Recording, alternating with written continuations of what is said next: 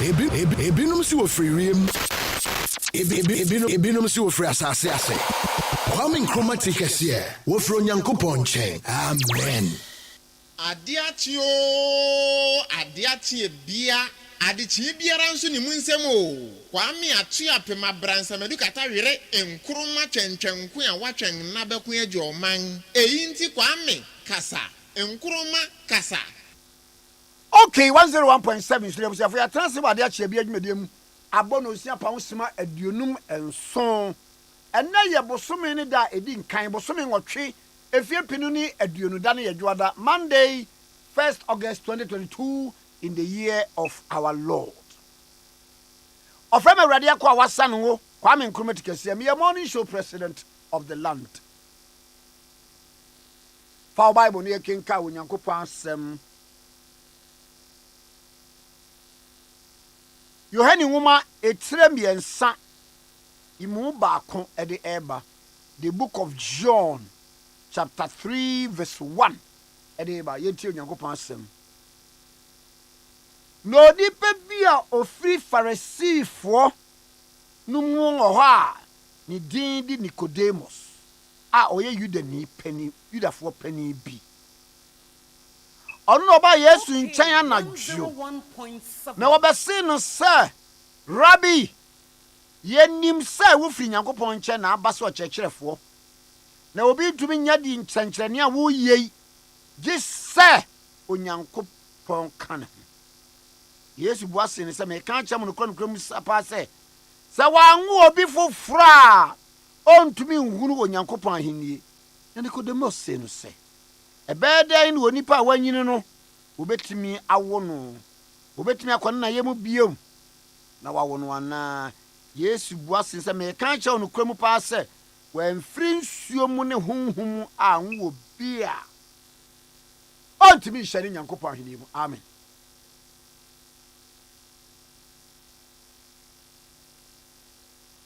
Eda bi owa mi bisa question bi sɛ ebre bi a wodi ye bibie ya na ye the appointed time, the right time. Okay, 101.7. Ade bi wo wa pani no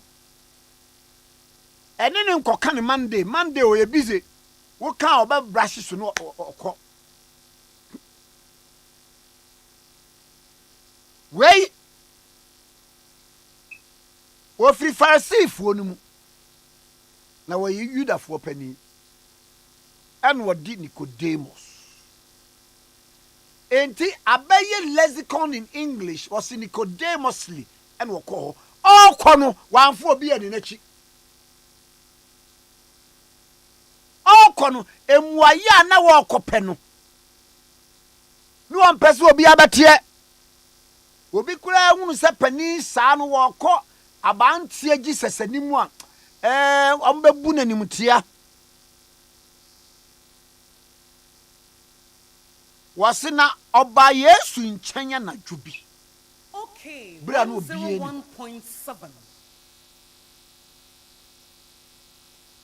Hwɛ wo present ka obɛhwɛ ade bi wo ba akoto pani bi anim but time na wo kɔ no na nye the right time.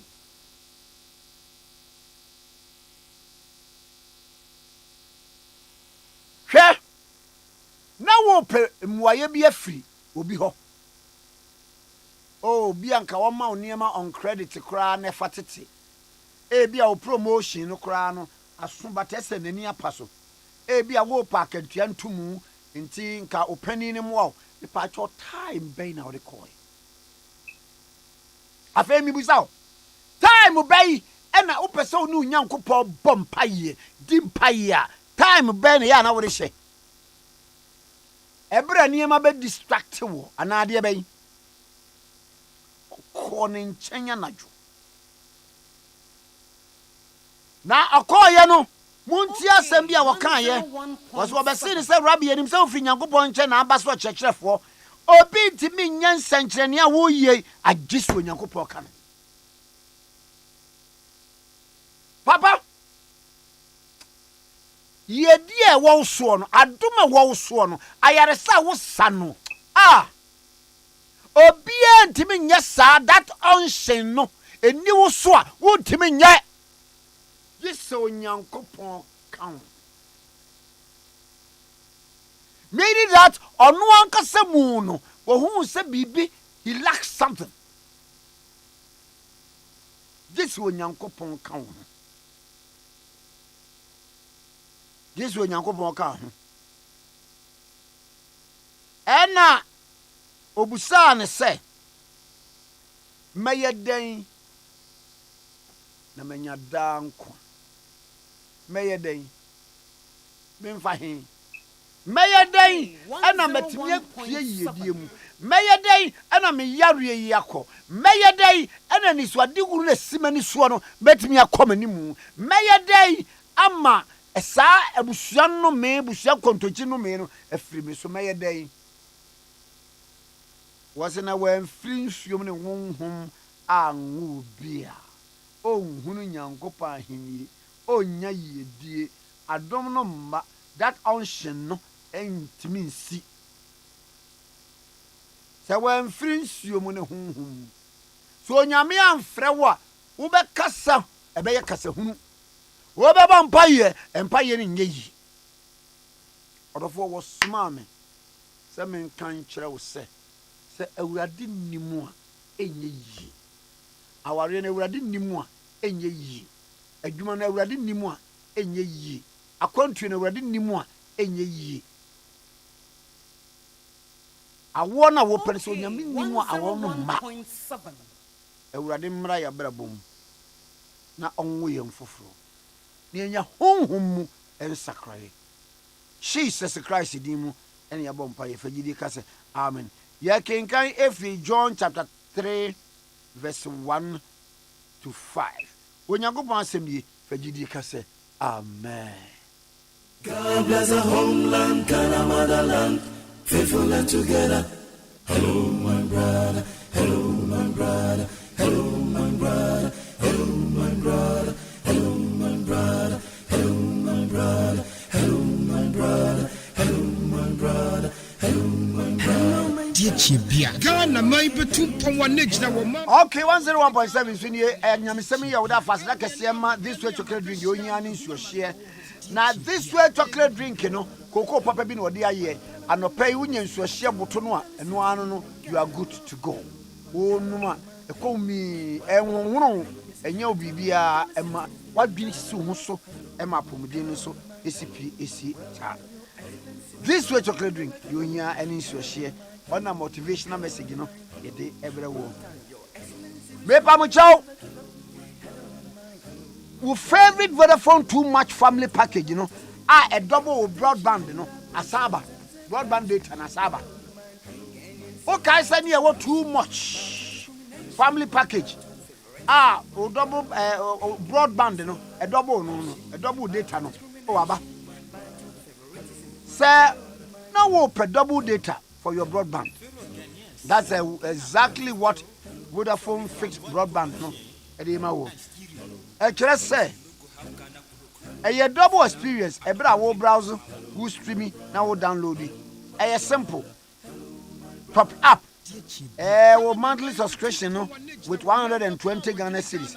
Nenya 100% bonus. Our broadband data. Pacho uti Vodafone de no 120 Ghana cedis no utopwa ye ma 100% broadband data near the pew so you had it right 100% bonus data and no we top up of 120 Ghana cedis at account just dial *900# ne follow prompts no to subscribe and now visit facebook.vodafone.com.gh and I top up on your Vodafone my Vodafone app where we na eno no wo fie be ye de with Vodafone fixed broadband no na niema nyina akoye wo stream wo browser wo ye de obebia Vodafone was a feather together okay 101.7 so any why na me moache oh nana me joso na boko odie oh nana ata salendri onyum no I'm alive my life. mm Siasi. I'm alive. Yes. Mhm. Yes, pa. Na nay. Mhm. Ena de menya 101.7. kamia mi sister Esla Owusu Mm. ekufu. Mhm. Kame tunu fo kakra. Nana so betie dia. Ontie kura metufu. Mm. Cho de di nkan nie. Mhm. Ye de obi akọ asuyeye bi se kosomo a. Mm. Ye mampani na adan kwakufu ado. Na dawro menti ene wode wo ye den.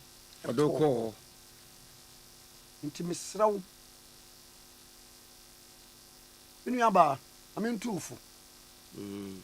Enkofo hum sa ahomaso kakra wo mu. Hey, sir. That is the perception out there. Communication minister. Yes. Mesraw. Ebia na do term be kono de obeba no one appoint minister. Na politics ni wonye nwie. Nti 101.7. mesraw Na bia nana do benya no wanya wie. yo yate. Mm. Fa ahobrase esom. Why? Afei de toso miru. Enra obeye press conference. Mm. Chire mu de ntia or extend. Sim registration no. Aye. And all you so word be say I'm reluctantly extending. The part of communication ministry enya wo dia. It should have been the government. Yes, it is all say I'm reluctantly.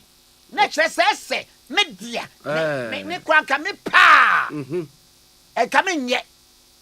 Na emom e bia obi nkomo bia woni me adie nti. Nipa chow ye de ko ministry se kosom a wonye country owner. Okay, 101.7.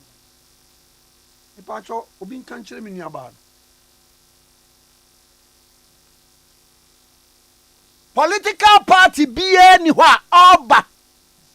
Wadi $1 million e ba yes what ba be so ye sika ene ye de amamo se mo nsom ye. Ana ye futu. Political party bia ni ho. Enti woni Ghana fo na ekasa o me pa cho nyo ni NDC fo na ekasa. Nyo ni PNC fo na ekasa. Say I'm reluctantly. Twem opa ni kwa twem. Enti na kire se ene obi na ahyew se enura kwasi adan be ye press conference ka onye.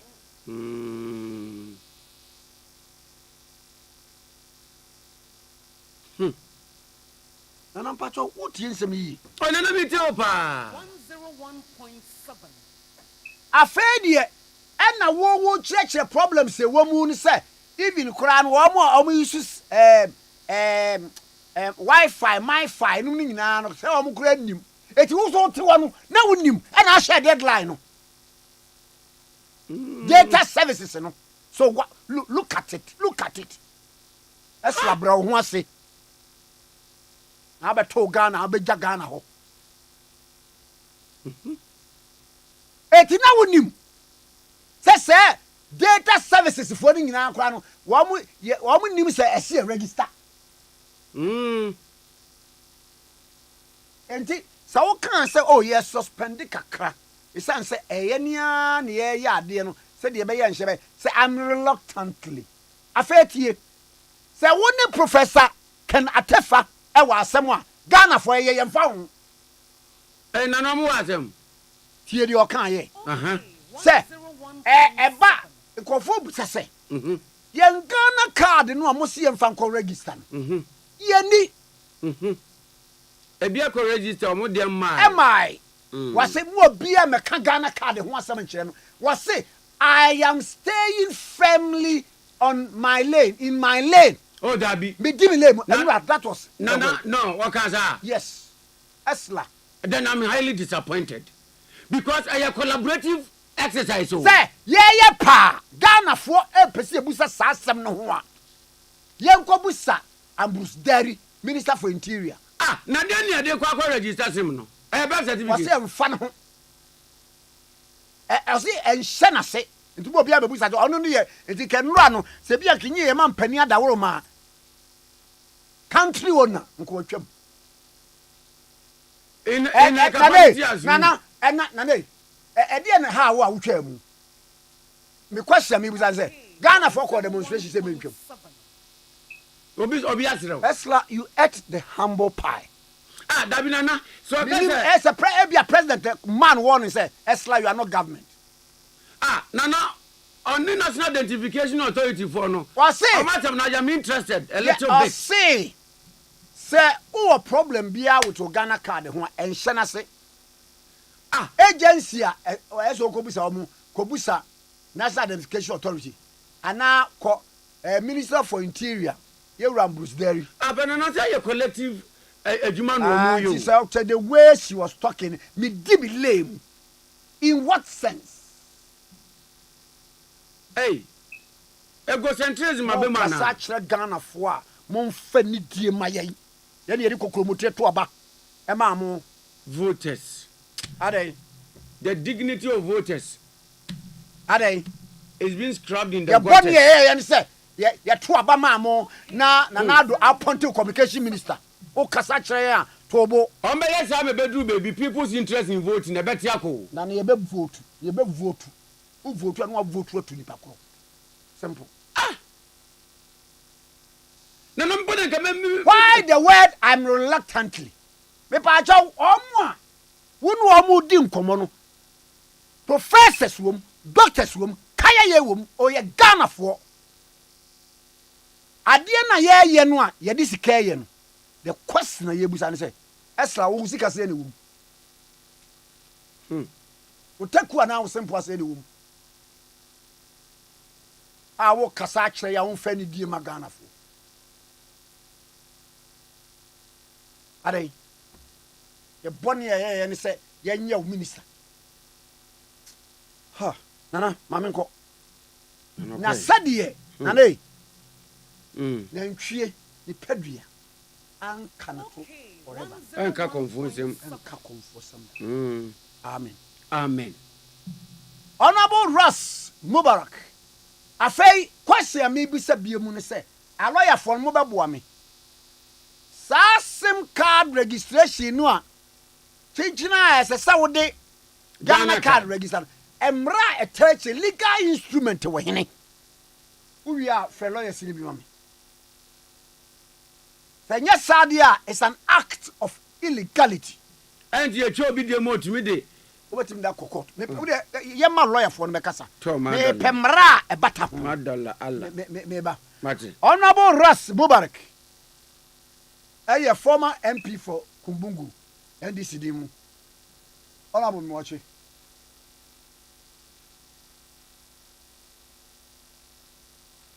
Honorable, good morning. Boko. Good. Okay. And a deadline for SIM registration. Minister for Communication and Digitalization. Honorable Esla Usu Akufo. Ebe can say she is reluctantly extending to September 30, 2022. Emma or church near my hoodwa any in place. But I could say, was it say, one cry you the fish data a phone. Data, one more on data services for no. One more crown, you the fish as one register one some card and the other day. Need your cook so means when you be ready at all say. Medasemenia na mechetie for so. Metie mame esleusu enrano me ho dwiri me because nenia ebuo ene enidia esese yede magana for no na ebi eni ne kasa mu de dikan kra obekaya oba ejubedie na se late Actually I don't know and they mean Oba Ah Jumadi no, na celebrate. omo call Omo Thanksgiving call. service, yeah. Very good. Oba na and why late na oko MPP function. We are Minister of State. We are Minister. Jumadi a yɛde ama wo as a minister no. Esombo. Na it is more important than an MPP function. So to tell us, say, oko MPP function in the Mao year later, no crown is disrespectful to the people of Ghana. Ghana for a train 8 year with no musemono, own and baby our party Thanksgiving service. What do they find on tension? 101.7. Or say, I mean, not some the fire by and say there was an extension to 30th September. Now, or no dear, and can ye be anka one extended date, words are usually before. I'm sure is the right interpretation in tree. So she was reluctantly extending the deadline. Minia, Mame Eslewusu, she serves at the behest of or on behalf of the people of Ghana. Ghana for Anna or Sevuom. She's a public officer. Na sebe period, we are public officer as well. Ahobrase any die NSA odema o mindful. Now me and I mean, in any serious government, she would have lost her job. With that comment, in any serious government, she would have lost her job. Untimi ma embe ha weni and disrespecting Ghanaians in that manner. But unfortunately, that is what happened yesterday. Now let's look at the substance of the issues she raised. Didi Kai, or say Ghana for omo amanone. One a bit me a use one passport. Edia re-registration exercise. Another confusing. It's very, very confusing. Or say Ghana for bit me use Ghana for more amanone bit me use one passport. Edia a SIM registration. Na adenti ana Ghana for more abuchi etimi use one passport. Na Ghana for your Ghana the yentimi use your passport. Okay, 101. So no, you see a policy inconsistency. I mean the whole process is chaotic. The Ghana for a why yentimi use your passport wa. E di enti na obi o wa abrochi etimi use the passport. Yedibisa. Ghana for dibisa. Honorable Kwame kakra. Anyambia what site emrebia e bata sade yi akiri. LI legal instrument whatever or executive instrument EI or whatever. Say yes as concerned mobile network subscribers. E kuna yet to fight this jina so and get that jina position we say even the entire exercise is illegal. That is the position of the concerned mobile network subscribers of Ghana. And Ghana for the donor. That is our position. Say penny as they say original Masha Bidrim on Koji is our penny. Okay. But here we are. With this kind of confusion with the registration and what at Ade Ghana for. I expected Sen can run or buy a grand patch. She would apologize to Ghanaians for the chaos that has characterized the exercise, but she didn't. And also, a tempo on top of it to say that she reluctantly decided to do the extension. Oh, they are not to China. My question. Obi called demonstration so mu ontwam. And what because reluctantly my That is a issue for you. I've a Musa question be. Me Musa question you. Nya woman na woman gigi 11. Enti wo ye consultation way say ade ne 11 e wo ho. E say ye twam anhwe nipa no so nsende sika ne ye sika so ye hia. O wi a wo ye consultation. De to so mienu ɔne Professor Kenatefa wɔ asɛm ana ambusde because wɔ se Ghana card ho asɛm a ɛno no ɛyɛ ade a yɛde bɛ register wei no mo obi amu sa ne ho asɛm odi ne lay mu. Well, clearly, no. From Nekasa and no, or ne Professor Tifa Ewasem, but what they am fine on Tunche. Or say, or more set it up, mobile app.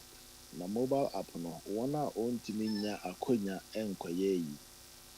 Enko cell line enya registration no, bit my you know omufi on the mobile app. Na obia obey use mobile app on the. Who do you want to call? Obetria 5 CDs. When the man to me said on sale charge obi for 5 CDs. Because yewo ayi emra ya sero na se beje fie a onim as a lawyer Fees and Charges Act.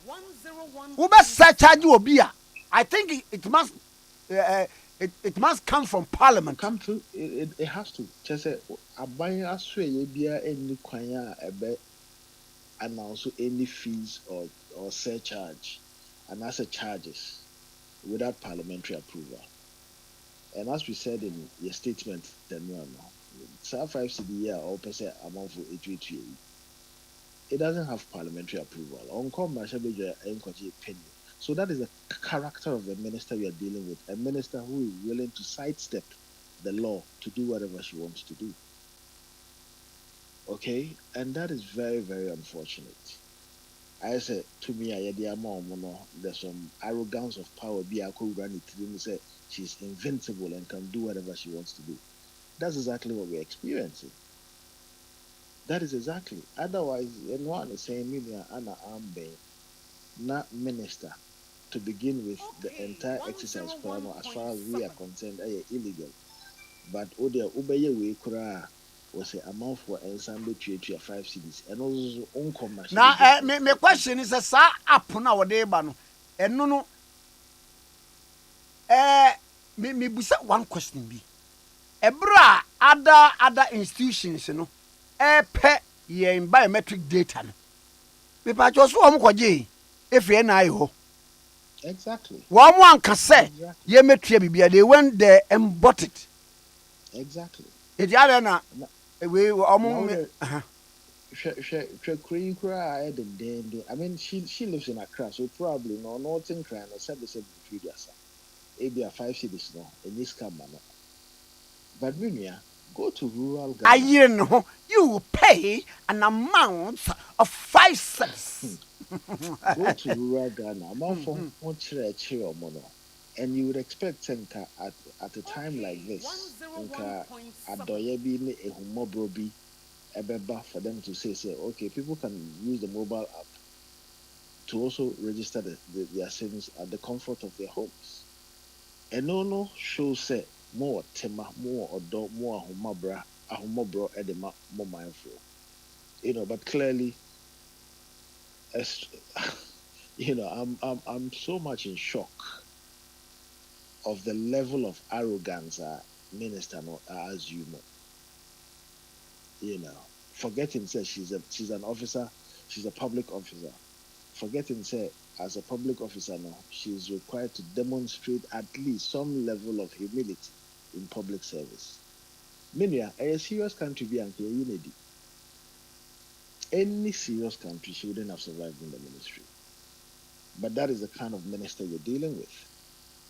Because me just say when you weigh the e-levy abay na baby a unamo kwaji e-levy no ehɔ no a na wayere ho pese umia wo ma enkofo ekura so say e-levy wo mu nhye da ntua enti utwa ne card mu asort ne baby exactly and no was some make key point be say na nipa bi wo ma bobo sia fi telcos no ho a yetwa mu a edi wo bezo che say 30th no wo matu am ka wi mbo na eno no edi what nim sad ye you egina na you run around say like we said in our statement sa roll out of your friends re-registration exercise omo anwe no ho anko achire omo dwene ho anko achire anka we nyina emma because who roll out national exercise like this unim sɛ sɛbe mpreduasa ɛnyɛ Ghanafo nyinaa na ɛwɔ nsa na sɛbe mpreduasa yɛn nuanom bi wɔ ha a ɔmo nni nsa na ɔmo no how are you going to Enti enura nko anu ohunu ye mboa. I mean she's so incompetent. O Debbie no eno de eno de sister ya ade e bia uni se niam atimi fa ni pani so. Media say enye incompetence a we de ade. Wa wo say unim bibia no nyoma efa we ni so sen. Unim se nye Ghanafo nyina na sebe able persons. There are some persons with disability amongst us. Inti nko omodwene ekwechi a sebe. Nka we nyina nka ema. Na me pato me bo. Nam say me ba ayi baby say baby na wo ye MP Kumbungu interlands no. Me pato ukobusa the GPS code. Oni manu kro. Na obi baby a obi te your friend communities be singer. Many answer na onya krokra emra Kumbungu, the district capital. This or Tana motorbike so about 20 minutes. Na wo kodu nsu ano na ye de motorbike esi kodro mu. Na kodro no e de na twa nsu. Wasa Tana motorbike so for about 30 minutes before they get to the district capital. That is the reality of some Ghanaians. It was no. Now, when you konya, you completely forget say Ghana is not Ablekuma. The constituency of reference, Ghana is not Ablekuma West. Bibisa, yeah. It's very unfortunate. It's so unfortunate, and I'm hoping that she would eat the humble pie. I'm hoping that she would go to Parliament with her tails between her legs to do the right thing, to seek parliamentary approval for every other thing that she's doing. Honorable. You know, ha. And I'm walking at the picture to Obi anye ni fu. Nti ono di obi bendi.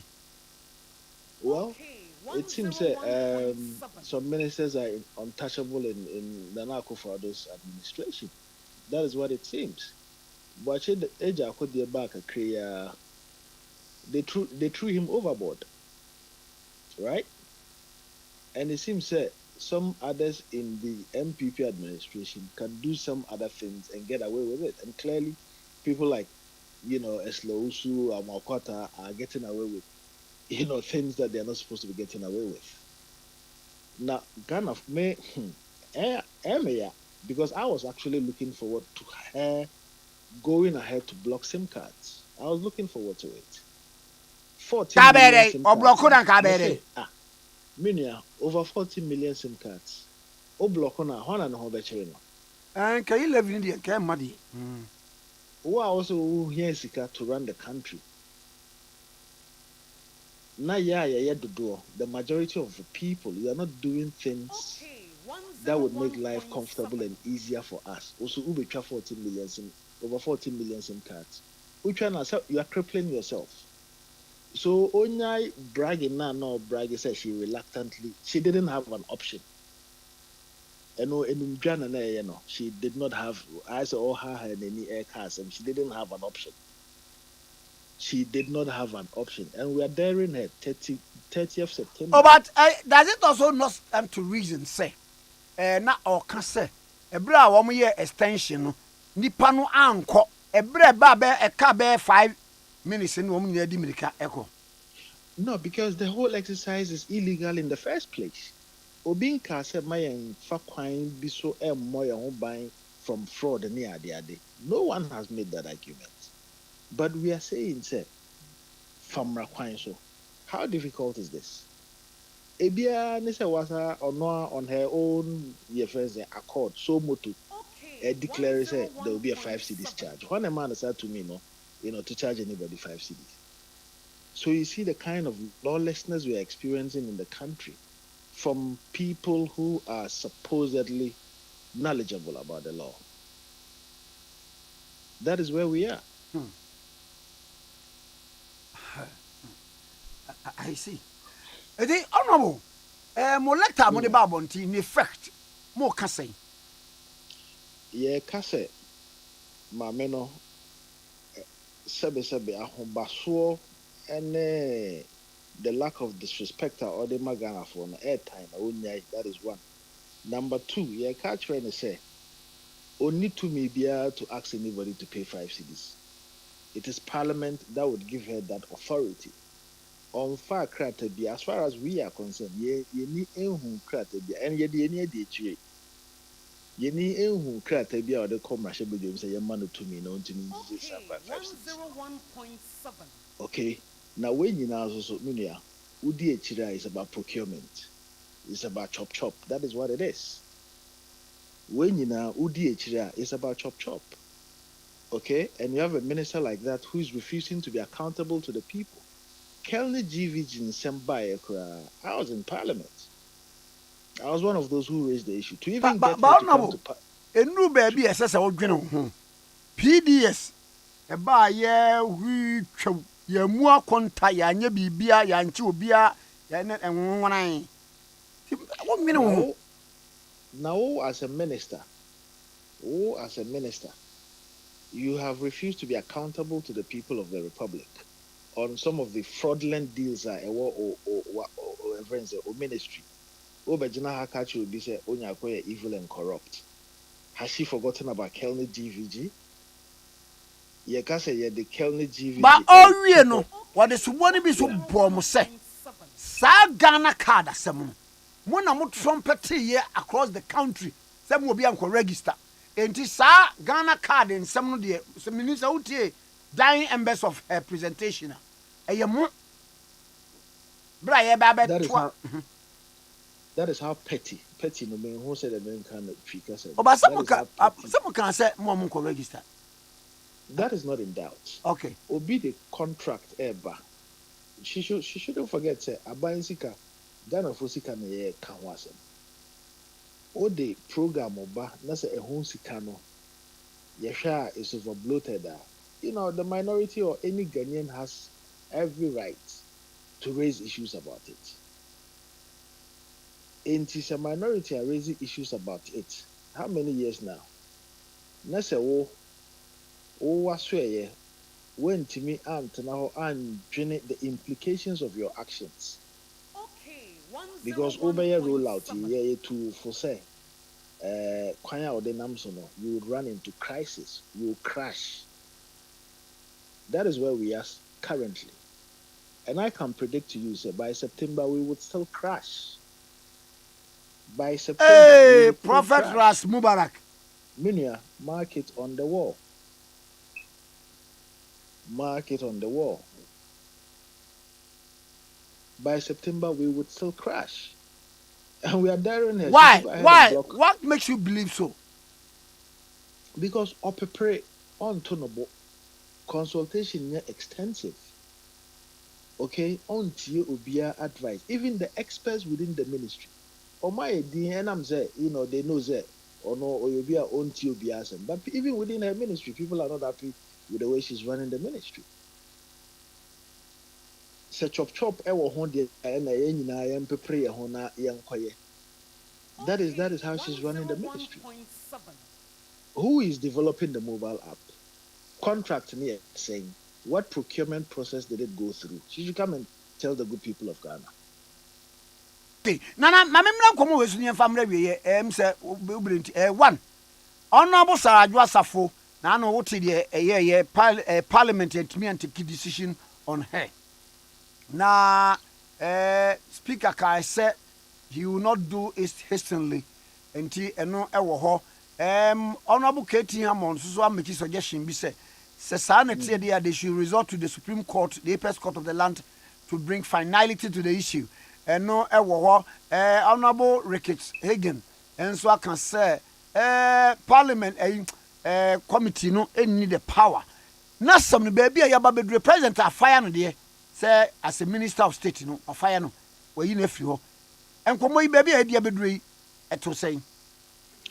Maria, I was so disappointed. Okay, 101.7. I was so disappointed by the attempt, you know, from the minority to even frustrate the process. I was extremely disappointed. Oh yes, I was very disappointed. I was so disappointed. And but they quoted so many precedents at our parliament. hands that a capture no niema. Said then. Say nipa bi wo kwa yesi amoaten de omo kan honorable Erica amoaten de omo kan nipa bi su de se obi wo kra na bia yare bi nti na bi nti na bia 1 year kra na o ma ho eno no did not resort to say one be sake no. That is because nobody brought it up. Okay. That is because as a man, and I keep using a reference, a constituency here, or as a man can say, is it lower? No, I've forgotten the. As a man can say, lower Meka. Yeah, as a lower West Achim or something like that. Yes, something like that. The MP had absented himself from Parliament for a little over 2 years. In the last Parliament, I remember vividly, this issue was raised on the floor. Obia said, the attitude was that when you see you bet me when don't even bother, don't even waste your time. That is what it was, okay? And my position is, yes, some or my Ghana, whether you can win the seat or not, at least let's obey the law. Emranes is saying, what does the law say? And has she broken the law or not? She's broken the law. If she's broken the law, what's this point about yentimi win a seat? So let's not push it. And there should whose be interest are you serving? One more kind, I make a suggestion, Mister. There should be a level of clemency. Say one, nipa no or cry say ne bayare or the name call and number and a bepim neno. So busa committee no. One month to get it through her. NT and no some rules of natural justice. Just say uti and no some and some one will do. Udum say obi the court. Now one be you and one be respond to a petition against judgment in default. Judgment in default. Sure. There is judgment in default in law. Sure. So what are those people talking about? Okay, na sebe yemi aba no why na dwen say parliament na nya dia odi any ebu bi abema omo. Okay, so she did not respond to all of those calls for her to appear before the committee. It was complete disrespect. As a matter of fact, it was a contempt of Parliament. Okay, Her action not to respond to the calls. If you read the committee's report, Omotroka Tama, they sent emails, they made a publication in the newspapers. Until she saying that she didn't hear any of these things. And she flatly refused to respond. That is contempt of Parliament. Parliament has the powers of a high court. So Parliament can even subpoena somebody to appear before a committee of Parliament. Kate, and a dear Betty Nabajig said one casa the minority in Parliament, a better or more frustrated process. Let me use for better want of better words. Say frustrated process, say and your minority MP that I can tell you for fact. I can tell you for a fact that most minority MPs are against that position. And yeah, I won't put it to vote.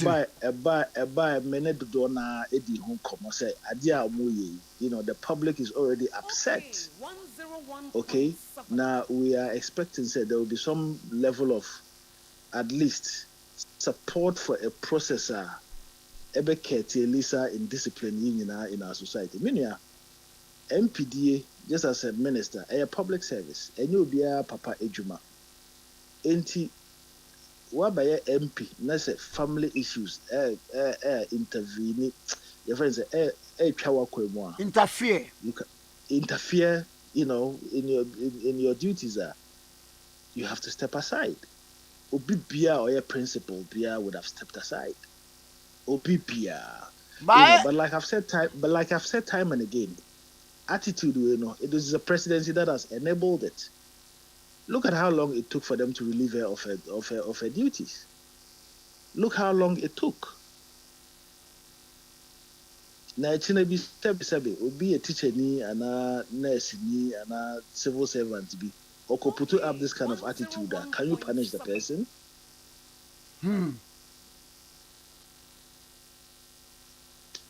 Anyway, ana mo mera sa no pay that's it. I mean, come on ka wo so ho honorable Ras Mubarak ena ye ne no atwe nkomo no K101.7 so ni mpacho negotiated benefit trust was say niema bebre wo nipa dwene ho oh mesidan oh meto ka bi me dream ka bi adem meto gadget bi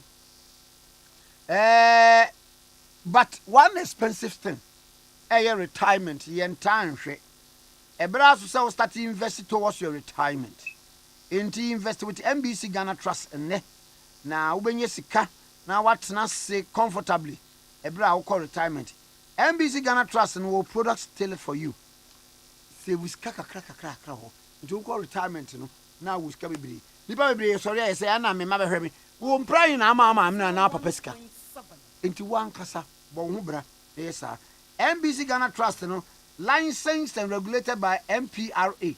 One number you between our support so 0560 02 98 95 0560 02 98 95 and now visit mbcghanatrust.com for more information. MBC Ghana Trust, leader in people benefits in Africa.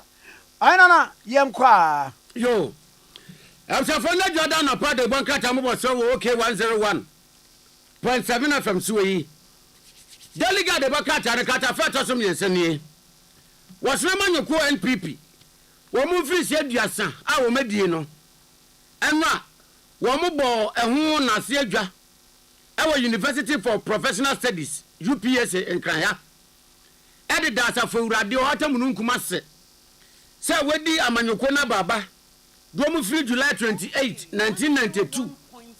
Edwama babedru baby a womadru ya. Womo kra na ebu man.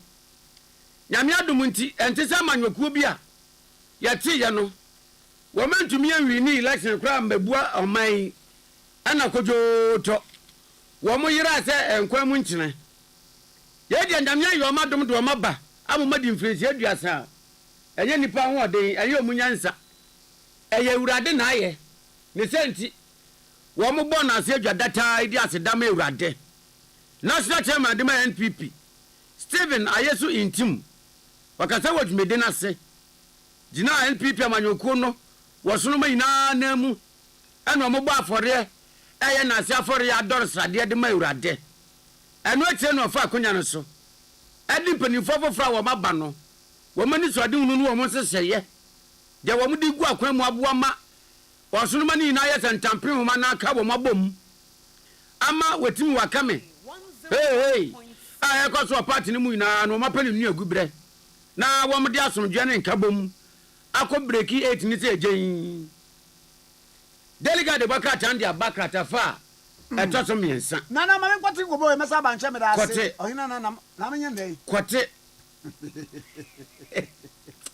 eka cruise bi ya ma no pe wadwa na no ma se umu asem sane esese mesechire no kan eda maka without fear or favor. Yes, political party be any wa uba power no na ekuta $100 se wo de bre wo man na kra utika ode campaign asa ye sika. Most of politicians be wo mo ba no mo nya dwuma it's true wo nya dwuma bebre nya dwuma da national service kro bi anye o hwe kai mumuye yo e de ben mumuya wate nana me kwaba yo nana kobra okay 101.7 so nana obribu ahen eye former deputy general secretary e de ma osunu kokoko amanyoku a wodi aban MPP mira me moache that's what I'm joso na boko de o nyame ba wo ma na general secretary a do adwuma be deputy general secretary do adwuma be wie to am ka sa ba bie mu a e be to aso David na kaze obe ye kra ye wo de ya yohu o tia board kra ya ma bi de esi yensu du ba bia ya na ye ode pa oh I'm sure you understand. I understand. sɛ No, I had the Shabia. sɛ pɔnkɔ ne dua anka ne to daa kɔmfo a wobaeɛ a woyere wo kɔm yaa sɛ yɛhwɛ wo no sɛ so anka nsɛm. It's a lesson, you know, it's a lesson. And I think going forward, we must learn. No, see, I said that Siabibia, Nipa and Siabibia, Bahagana. Nanipa no wa oko so cross one Siabibia. I had this Siabia pa. No. MPP at 30. Oh, it's good. It's good. Mafa akwanya we so na mada MPP ni bia ase. Ampompo no free surati ahwere bi on kasa wa yade ono abakasa mo piafo. Yemu binumo ege tradition di, yemu binumo edo tradition no, yemu binum pe tradition no, yemu binum nom tradition no, yemu binum jare tradition no. E free se shane na o kan se because binum amanyoko binum kura ba e ni fie sei. And so they faded out of the political arena. Well, I'm proud of this tradition because we will be able to come abako sempa. To me come abako sempa now we move from the UGCC 47. Now we move from here. We move say Yanko Kwame Nkrumah Tikese General Secretary. But then I'm a General Secretary of parties now background and now we move strong no. Because some of them go for Akwa Power Grant and Obeselantin, no, see, I said, go for Kwame Nkrumah General Secretary. But number 3 was a Bosomi be a bit yauka. Yet, in Yadajuma. So, no Kwame Nkrumah and Wadana Park. And that explains why both MPP or NDC or all the political parties, you know, General Secretary, you know, a year or one Wadana Park. Then fast forward. Where UGCC Abamubu yeah basa no former Congress party and then they moved it here. But was Dankwa and Buzia and the former Congress party will become. And Ibinum former the Northern People's Party, the Muslim Association Party, the Mafa Kuto former the NLM. And Gashim Mufio and the Togo Congress. One former ya made a quirky because all Congress independent debating Comobina. Bisa sema na de nsi na no no hwa ma na de nbesi chena sentim de kwachino now omo United Party no after the passage of Discrimination Act in 1997 in Abakabo Mabe United Party.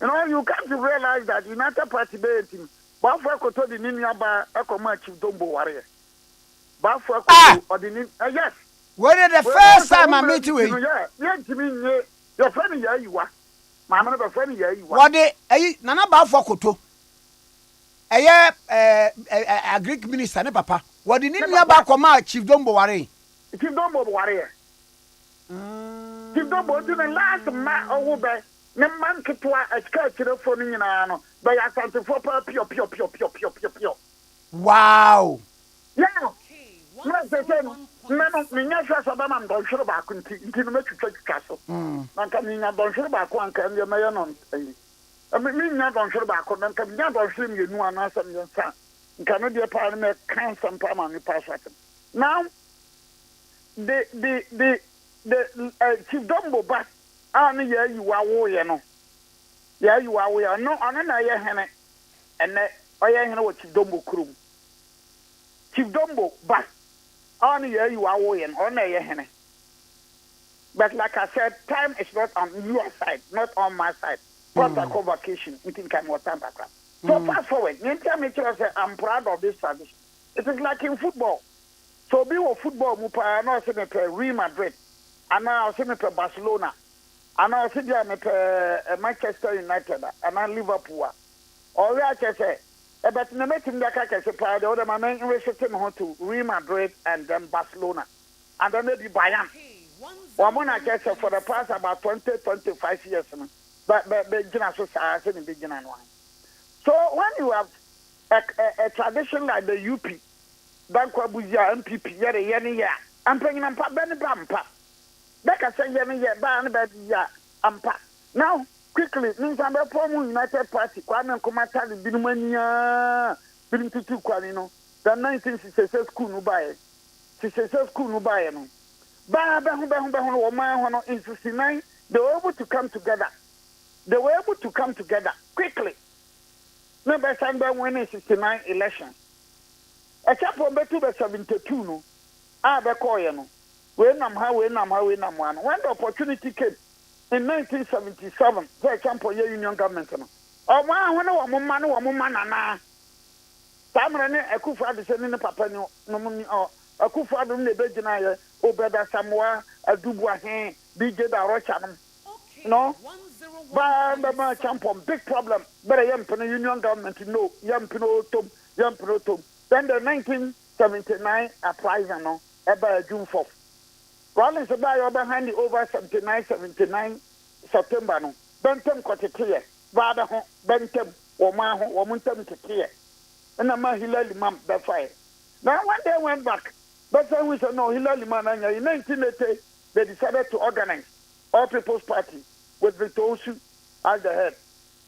Obeda Samuel the General Secretary, Obi Manu from Third Force as the Deputy General Secretary, Obeda Samuel from UNC as the General Secretary, Victor Osu of the PFP as the chairman. But organize na one kunu by.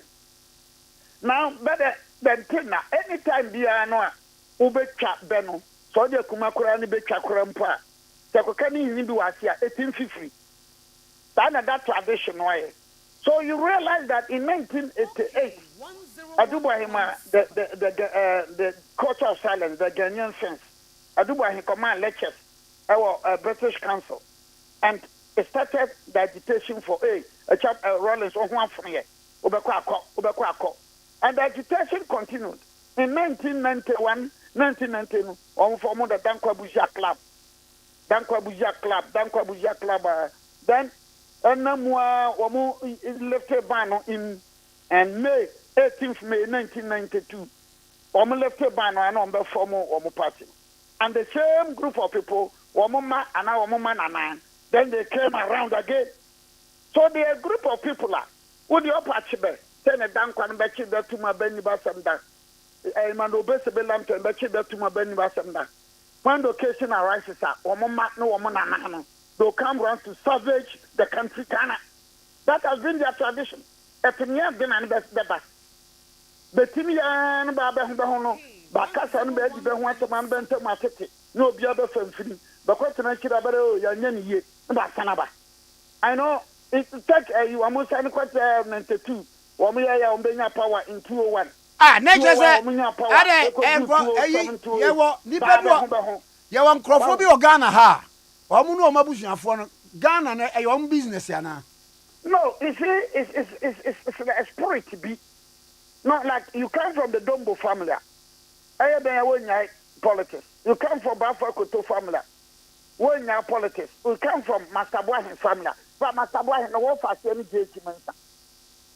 DJ Boahin, no one for any judgment. Ufre appear Apenton family, went to Munai. Ufre says to be Uko Kumasia. Your family be or a friend of says to be family. Now, sir, tradition history will tell you some. Tama, Bafa Koto, Oko Janino, or Quaco Janino. No, this should be no the janitor no call another friend of says to be. Never friend of says to be all the Cotelia, Pine Cotelia. So, if Pine Cotelia family for says to be from Lufa Koto family. What's in politics? Who brought that some more family? Back to be best friend up. And also that has been the tradition. You know. So, many my questions about maybe 30 years. My idea, Shabaka, man, rate Yamawi, banana. No being there, about it's a one body, but a mobile multi-party that very yes, multi-party in Manhattan. Yanko multi-party that, European DC Yaba, yes, multi-party in Manhattan, Yanko multi-party that. After the 88 ever multi-party, the buyer better acquire NDC. Now look at the elements. Most of them were the CPP elements. Some elements in the Munufakasi of Mamma and one papa no Mukoye, a champion union government. A lawyer of Chimay, lawyer J. Mensa, who's an Ababa minister. Aye. Lawyer J. Mensa was very vocal during the union government time, not a champion. One man who will compare my champion. Hey, we say a CPP ni pa kase kase pa. We na fi BK menu. A BK menu ya. Insuta. So this tradition no there no kurani it's like we kind of football body. I be Real Madrid. I am not looking down upon any club. I support Barcelona, yes. I don't support Madrid, yes. But the truth must be told, sir. Wamusubani to say Madrid in Barcelona. Canano Madrid. Or ball only Liverpool ball, Man City ball. I said, was here to win a couple. Tradition that I have, tradition. So the bed in fear their son now. No crony. By idea, they deserve it. I said, but yeah, but the best time Bob say, yeah, man. But the advice I'll give to them is never team never bet. Because I could come to you and also, any officer Kroma. This is the advice I'm giving to the MPP leadership and all members of the MPP. Complacency. It's 207, 208, Baba Traba MPP for a team, Mekahubi. Your constituency we are winning, where the NDC Buffer, we are winning, complacency. You're the buyer who's on NDC. At any point in time, and they will organize, they will fight like wounded tigers, which means they are able to achieve something. By the time I bet him there, when I went free, now we ain't Kayaho, now we ain't now we now the toast and I'm your penny, Pauli said, there be me, penny. Complacency, bababia. Complacency, bababia, delicious. But the time I bet you bread like what they did in 2000. But I just said, yeah. Oh, just for me, you show when they exhibited that character in 2000, they won. When they came together and they exhibited that character again in 2016, they won. So, 2024, no, but they need to be very, very careful. They must tread cautiously. They must avoid what? Entrance camp in the way many way and casa, many way and casa. Now, I mean, there was a constituency being a center region by constituency executive press conference. That press conference in the bay and said, but a baby number, the two says, Baba trouble for constituency elections. Baby now, baby, but that the one was about Taco Diachi. Baby, constituency chairman. Okokano openly say or support to John Boadu. 80 in the constituency chairman in the Ashanti region. When I read it, because what say, fear any abufono. Fear any abufono. No one feels you for any song of Samani. Bakoto Abano. A year, the Kodia winning. John Boadu winning. Mama young, yes, be a young family. They any paying quite beer. Obi baya sempewe Sachama no boy mo ye we busua enye 15 regional chairman. They threw their weight behind the body. For me, without that given situation, honestly speaking, within that given situation, and I think that in future the MPP must be very, very careful about that kind of situation. Situation bay. Okay. Situation bay okay. Where 15 regional chairman openly declared support for one candidate. Oh, sir. It was dangerous. But what here? Me too, pa. It's dangerous. But mommy and Fanche or Munina. Na, any tie. Aziz Futa. National coordinator or say, every do me batombo. Say, Muslim, ebeye. Na okasazo odika. Hwesa sabre. Nanka minority leader then general assembly na say dombo na dombo je mu no de ma Kofi Abrifa buzia so onye wa yes sacrifice ade no dan kwa dibi buzia fo adibi na afa du dombo no amomie nkotutu amse yesase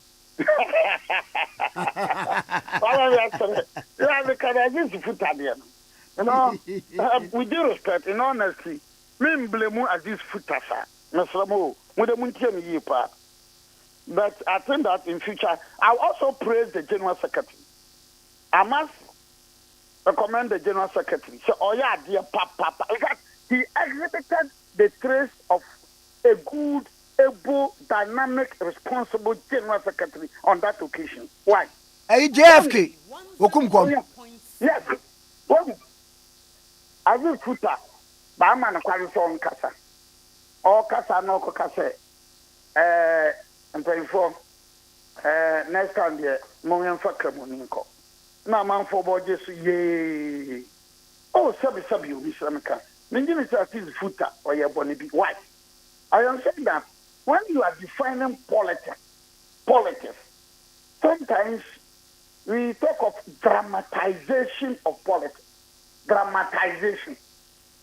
Bangala Bilo in 1979. Bangala Bilo, I don't know what he did in Mama Beck. Or I know I bet he's a beck. I didn't know what I do. So sometimes you have dramatization of politics. So as this footer, okay, so look at the occasion back on Krabudeni or Kasa. Oh, wait here. Nyanka vaka Maranka ya Nkanasta Monfa Makrabuni. Yeah, I don't think Aziz Futa carbon. Consider the context within which he made that statement. Even for I said that then look at the context which the General Secretary exhibited maturity. General Secretary said, Aziz Futa Wakana. Aziz Futa. I said, with the enemy say a joke. And say, yeah, but that is good. Na say asam wo ho. Ekuro ho na wa anwaye enimu a. Na de wada. Ebe den. We ni bani you futa kana. Aye.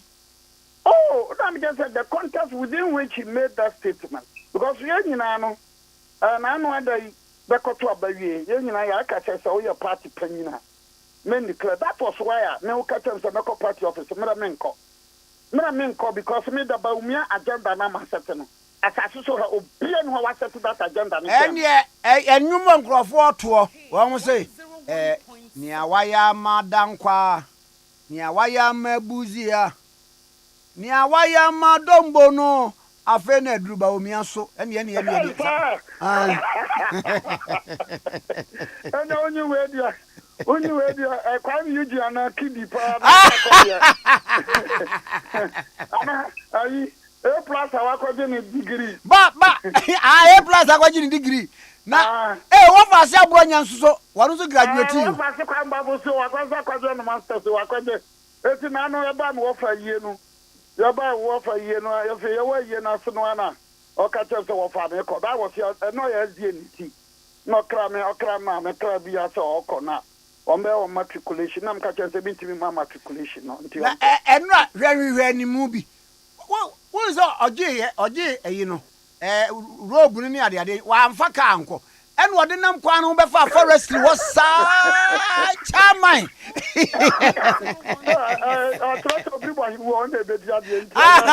eno ka atwamu a na chaba brothers nkoye graduation mi na me ko no to fan ka injina ni se ma bokwa na to onye na ni ka wo juwe ni ola of our old mama minimani. Yeah, so coming back to the issue of so futa with in honesty, because a bien hoye baumi chairman. But in honesty, me yin is a futa some no can. In any case, futa kwa sawa mobi edin. But with the men legalistic. My man say sometimes you need dramatization. And Temana man for before futa kasa asa na ni bingu afu. The General Secretary did well. Or you say, hey, we know the expensive jokes. Now say, yeah, come. So the advice I'll give to the MPP leadership. But on your son who crying wakan. Oh, then you about dramatize the politics. But you see, the advice I'll give you, say, remember MPP appointment to be baby. Me campaign. The whole world, America, I will go. Germany, I will go. US, I will go. Because me, I vowed. Say, Messiah just shamushu. Sametin kwam kwade nyanko pono ma men kwam nyanko pon. Mami nya na ba umia men wene MPP flag bearership. No sa men wene Ghana kunya no. Na men pega men sa men fama ni nkosoro. Ti say Brazilian footballer bia wa shego. No pega ni ti ekosoro, no pega nsa. No akase me nyankopon me da wase. Se wa hyema ni monyam. Se soma wo soma no ma be ye adwuma no. So That is it. 30 years they have done well. Now, you realize that when they started it in Dankwa Buzia Club was 1988. Atakora Jumanum and Reverend Santia Chinum before no Omushia Kumase, Skumwa, na actually Omia Sombisha appear in Kafi. Because they decided to meet at appear in Kafi because someone know Omushia was Skumwa. Na PPP for near Mount for Bebre. So they saw say yentimi hu your obeti yakoka enti yelokwa koshia wo apia min kafi ena ye no a o we now even interested in when they were going to announce the name no didn't no be share na nye new patriotic party na dia na national patriotic party ema me kai se ehun asem ko bai kura se ade yesi osun eye national emblem wo mo mpene ma mo fo osun nye mekai yeah because and we get the rocha on my press conference because kokko now so pashishe konya ipobibility wo ba be she denum ba kasa ba we national patriotic party offer there or kasa say another dia we e be yi party na free party new patriotic party just that explains why I'm friend the new patriotic party naga national patriotic yeah because she kokuam no Beko who Abrewano, Beko no national patriotic party. Okay. But nobody can explain maybe BJ da Rocha Tiasina about why he changed the name all of a sudden. Nobody can tell. But Nane, Ubasha, Ebra Jesus. A wamu chro, a dear boy, Omukokun, Omutrobo, was a crucifixion, no say. I You da for him. And now almost can't him say. And trust you that for him. You say, where no was say, where you that for him was what is written is written. And yeah, Roman for no, 30 Roman for no, yeah, crossword. Then be a Roman fire and I are the Roman for. Now, in Latin, a scriptus is scriptus. Okay, my name is full Latin, but I know Catholic say. Yeah, exactly. So the point is that it's a very strong and very formidable tradition. It's a tradition. It's like Sabi Kafra Chomusamika. Yeah, about Champions League. Na Real Madrid and Cajon, Barcelona and Cajon, Bayern and Cajon, Chelsea and Cajon, Liverpool and Cajon, Manchester United and Cajon. How will you feel? So, footballer. So that tradition. Professor Simon Kahundi, they did well. Professor Simon, amount for the say, look, yeah, amount for people are accusing us of say a kind for party, but that is not it. So Professor T. Simon and Professor Force and I said, Daddy, enter sir. Your party, Nane, what busy Musa question say, Sir Aziz Futa, Akase. Yemfa obi mra na e wrong kwa ada na wo you animu say me one presidential candidate Futan I mean can't say you're wrong but I'm saying that it's advice I'm giving to all the MPP that's as if Futa I mean can't say wrong me no you can no monte tena na mange on can bone at least you know yeah within the given situation I say tabena you are Christopher ba me fa kraboni ba me be budget so as if Futan can bone on can bone and Baumia cry or say a Christian Muslim. Oh, well, yeah, but you see, it is not sometimes, religion has never been the yardstick. Tribe has never been the yardstick for the party like MPP, so the leaders are.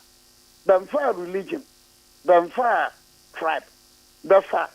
When you didn't acquire, you better make it.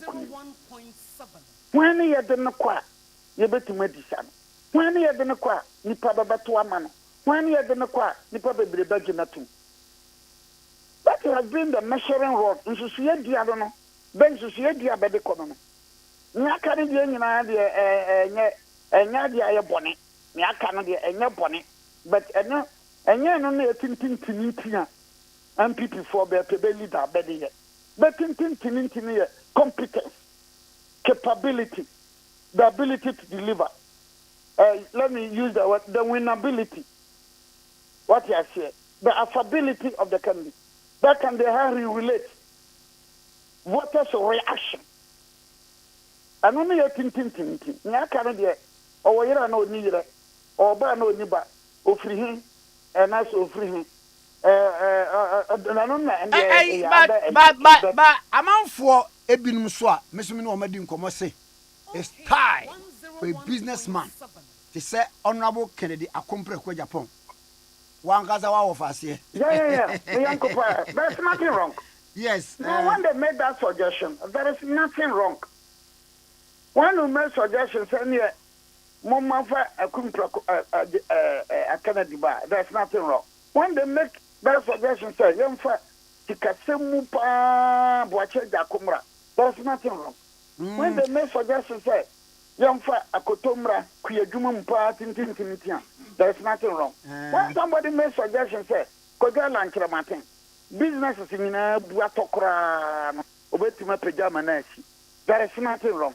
When somebody suggests, say, Momayan Kofa Jogati, lawyer mu kukudang, there is nothing wrong. But Akoyano, I had that back on a better. That's the situation we face now. Many problem you know, and son of better. I had that back. And me, my personal choice is the Baumia factor. So there's nothing wrong. Maybe a memory, me two, never cast a catopper Dubois, meaning cast a Dubois. 96. Yeah, and Kaya Kwampian won't be Breno, a diver at your Kunko for.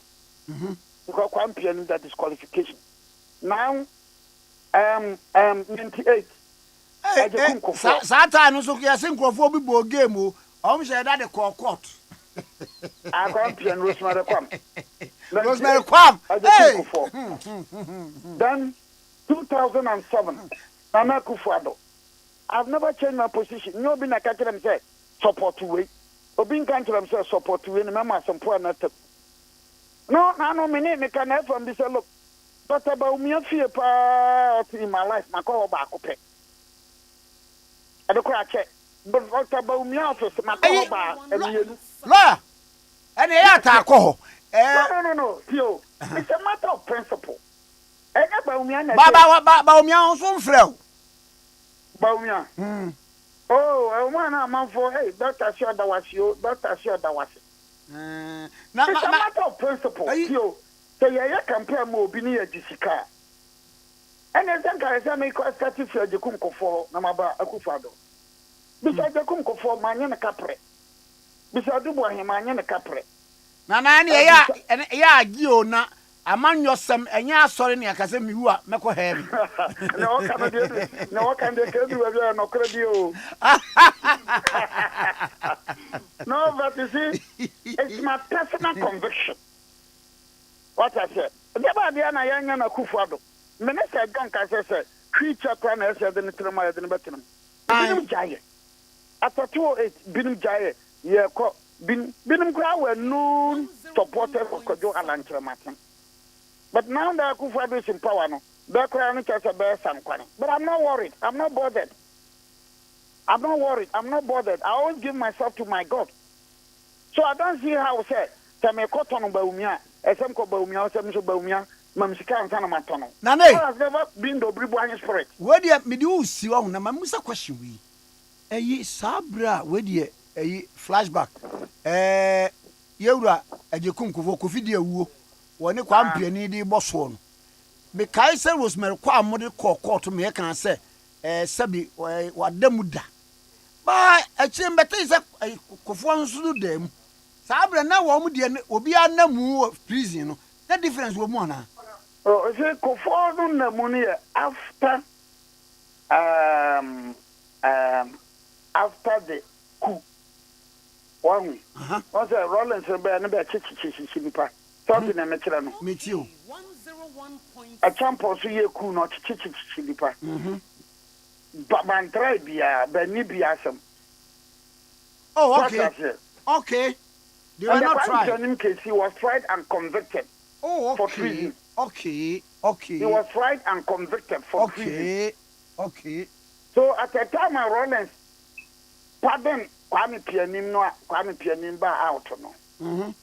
Na Rosemary Kwame person who said Otimijina because Rosemary Kwame wanya bone na esisi so because Rosemary Kwame there is no at Christian Church and the rest. No woman in I Pianim. Church, yeah. I think Dr. Nyahonya Hotamaklo Tazan Rakubro Benu. Oh yeah, no Kutaman for. So they wanted to test to say anyani a copram see a deeper comwania. One shot, no Macro disqualified MPP and Kunya candidate. Okay. I don't think about Anyabua Paye. Oh yeah. Because I didn't clear. If you look at the constitution now, no, and yet clear. So Rosemary Kwam, turn Rosemary Kwam. Pa. On this occasion, I will salute Rosemary Kwam. I will salute Davi Ama. I will salute Davi Fati. Ma Amale Tego. Amale Tego. Oh. I will salute Christian Checha. Now, Omo boss, I'm a Buzian there was so. And then there was this woman from Sekandi, Central Region. Oh, she became a woman, a minister. On 98 Obedience, no change, no change, no change, no change, no change. Oh, on address another to Magu. Yeah. First time obey minister. Yeah, I will salute a lot of women and almost all women who have dedicated themselves to the MPP. I will salute all men who have dedicated themselves and their support to the party MPP. I wish that MPP no national regional because one regional constituency you cannot reach all the people. Because of the could be man could be here. Well, you got to have for. But then, like I say, MPP did 30 years, on can't oh, yes. Brabono, Obaka MPP did 30 years, on can't Kwame Apia. Hey, what can we ya a wo? Jemfi be kai. Yeah, run about to her. Gladys Asthma. Gladys Asthma, no change. Yeah. Now, you cannot, on this occasion, you cannot forget the Dambochis, the Malek Yakubus, the Vitosu Juniors, Vitosu Junior Kumase, lawyer Annan. Vitosu Junior, Tuntumuno. Oh, Bawa, what was not something so was a move. Mobile power, Yanyu. Answer, oh yes, Vitosu Junior, it's painful.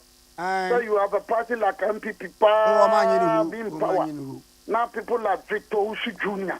The Bia Kutankrata, not even DC. Oh, Omanfino.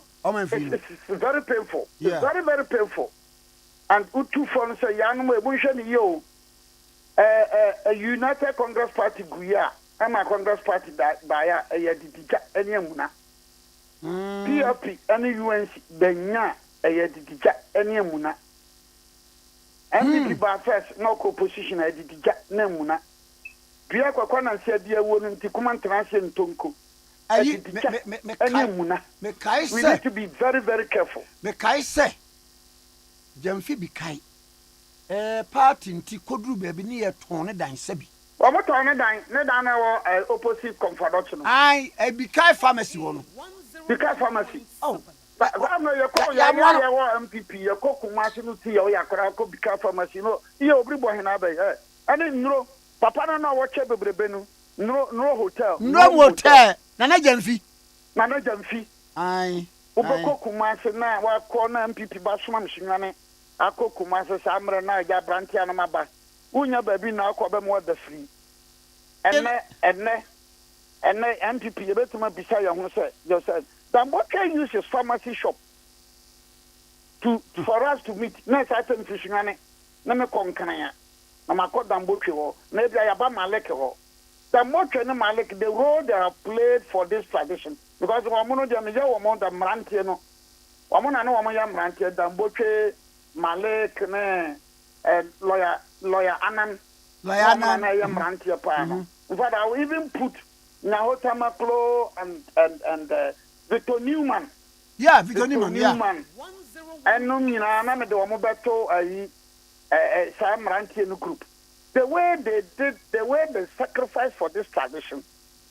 National, no regional, be organizing it. No constituency, be a best regional constituency. No organizing because in any point in a major crime, make us a casay.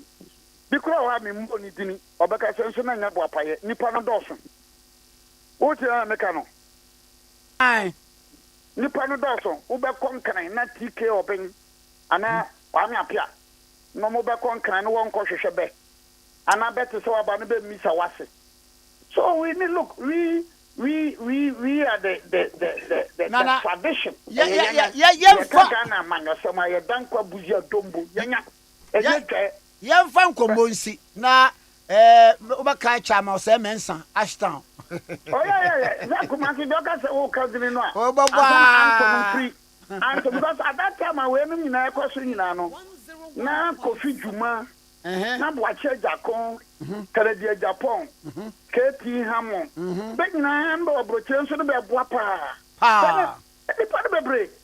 But then you la Sula La San, Babeshiagum, and it retasso by your yeah, the Jinjan Babeshiagum. And what a man 43, the 90s, the early 2000 area. And yet, none on the other bedroom. And then walk or people to one, or everyone here. Nobody want to kakai. What can you do? For 30 solid years, near Bama.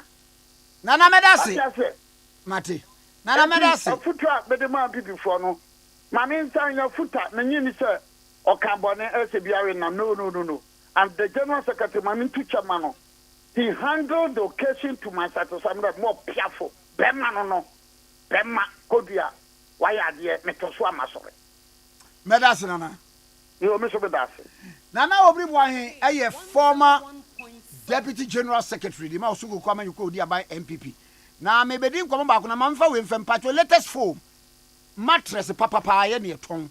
Latest form, your mattress, and yet the others were not Tom Nubia. Latest form, your mattress, and yet the Bema spine, and your problem with Chiblemo, would that's what I know. I never check holding papa a check. A affordable so. Size be a benya be FEO, latest form for mattress, A fee, say furniture, latest form for furniture near 1-seater, 2-seater, 3-seater. Yaka can win a benya be. And Pacho Tien ye. Enkonyano, furniture na yeno. Design be albina, color be albina, sizes be albina.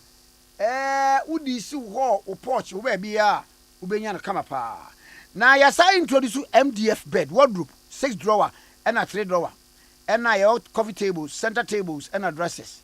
Here, branches I would or Yarfa branch, but let's share Ben Mosque. Don't settle for cheap. Buy quality. Buy latest foam. Latest foam, your partner for life. Yara Hobson, Abdoye, a communication team member, Emma MBB Amanyukuno. Na, oh yeah, ex young contemnor. Na yeneno enjuje enkomo. Mira ose me moaje. Abenjo semenia. Na wako die. Yanko pado. Ami. Enkomo aye die enra 30th anniversary mu nyina mu di ni kama.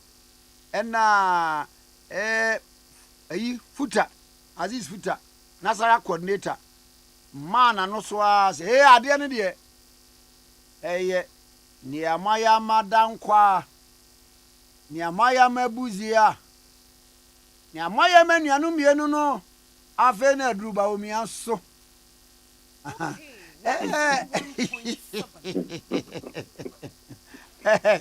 Wa be send dia bedi di matem mempene. Na general secretary any general secretary yewura Justin Kodua according to Nana Obi or handle situation well pa. Nana Obi so ye ni di nkomo yi was one de wale ka anu an wo de nam wo ton ba omia kama pa ka anu ba furu bi enkomo yi wusu wo mu chefa bi mintio yo me da se medical as I say Jesu patase ready Jesu patase obi a metrem ni enko Vecha na no be boy. Eja video penny. Oya me lawyer everything. Na sabe anope enye disrespect kwanso kra. Debum.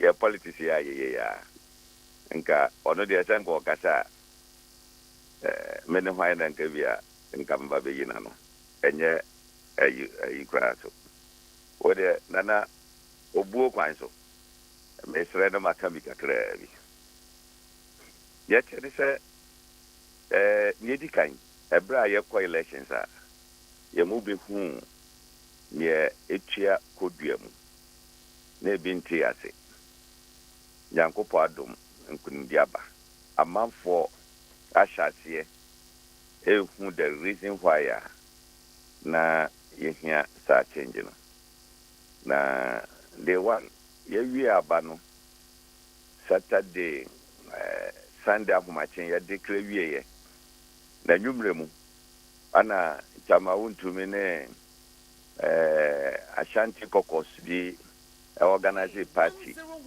our East Lego under bridge. Say Omode reunite the Ashanti Caucus. Until Yakoye, Kodiakasi, Yinenko. But go yes, a grana like the supporters, oh, WS of course, no, Meko. And Yakoye, the whole just a Bibiako so come.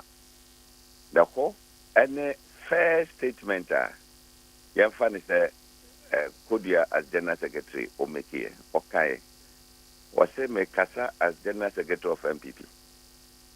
Na probably say Babakoi. Or no, Obejiran Finfin. Sa no expect all executives, national region constituency. Say Omunyan Finfin. Why Nyan Finfin? Because a party mra and ye de Yajuma. And this one year and 15 party mrana and no ebekata. The why you think. Na wajirani naso platform bi obenye biano. Otimi Ade Kasa semuno. Chese sisi no. Ama sanity nakra. Aba party no mo. Unlike before the national elections, ni yina yedim sani nana SCT. But wait there. Near Yedi Anokokaye no. Eja no fi se owodidium. Odini hini wo. But General Secretary put on the right. That day usha the way na President Boni some near the no.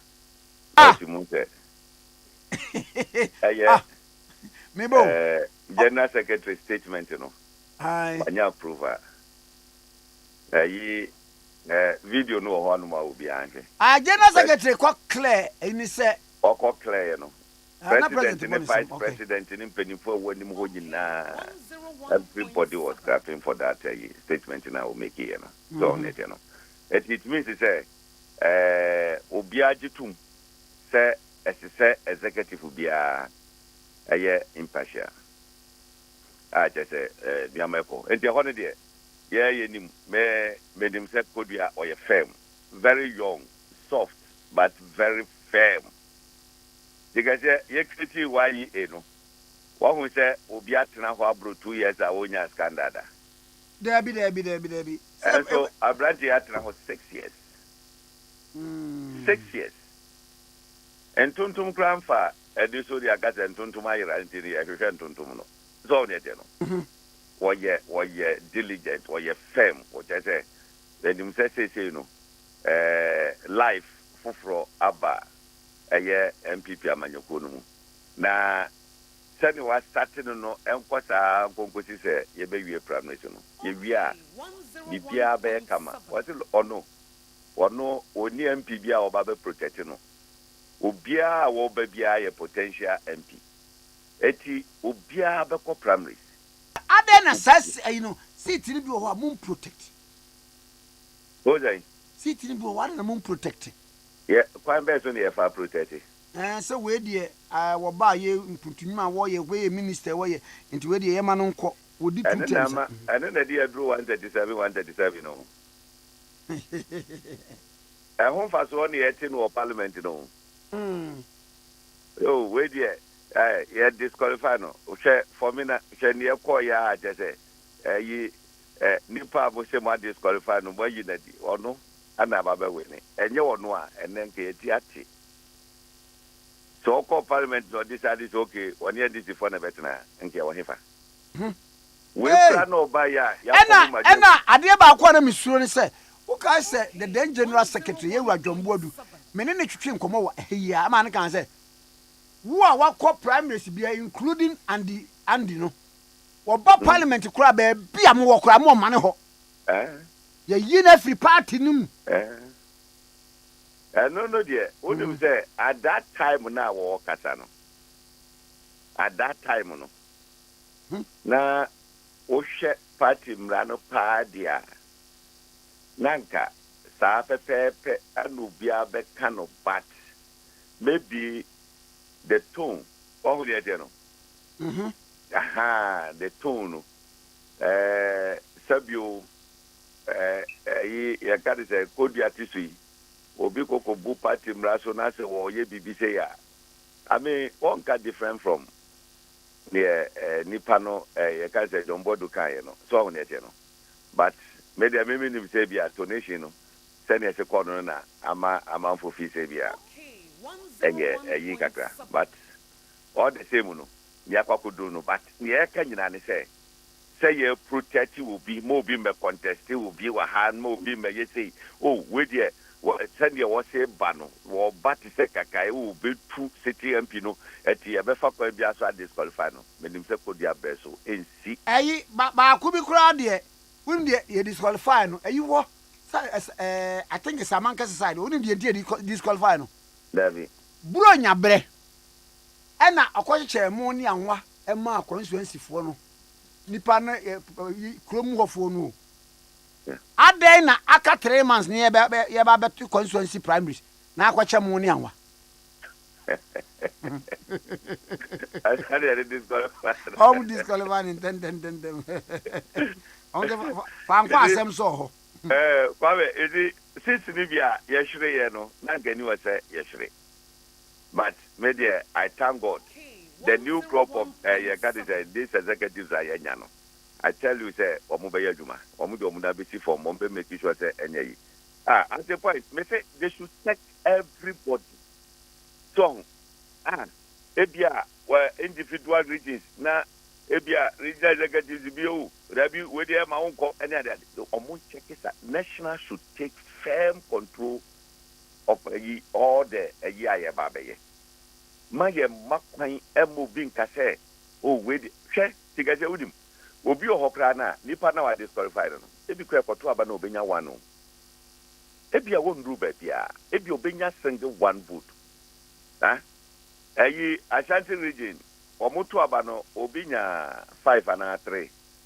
I'm the 5 and 3, but I'm the 3 or 2. Kawabo. Oh, okay. Sandy Pano. Thank you, disqualify now. And can just imagine. And can they? Propobia, Ebia don't go Omuntu Abamanu for time that she said. 2007 presidential aspirants no am ko lego na na motor ye bo ba ku bi die no obisa ne yese omo si minya asai na ne yini hwe nanim so na wanso se na ate the worship bridge there no to be bad here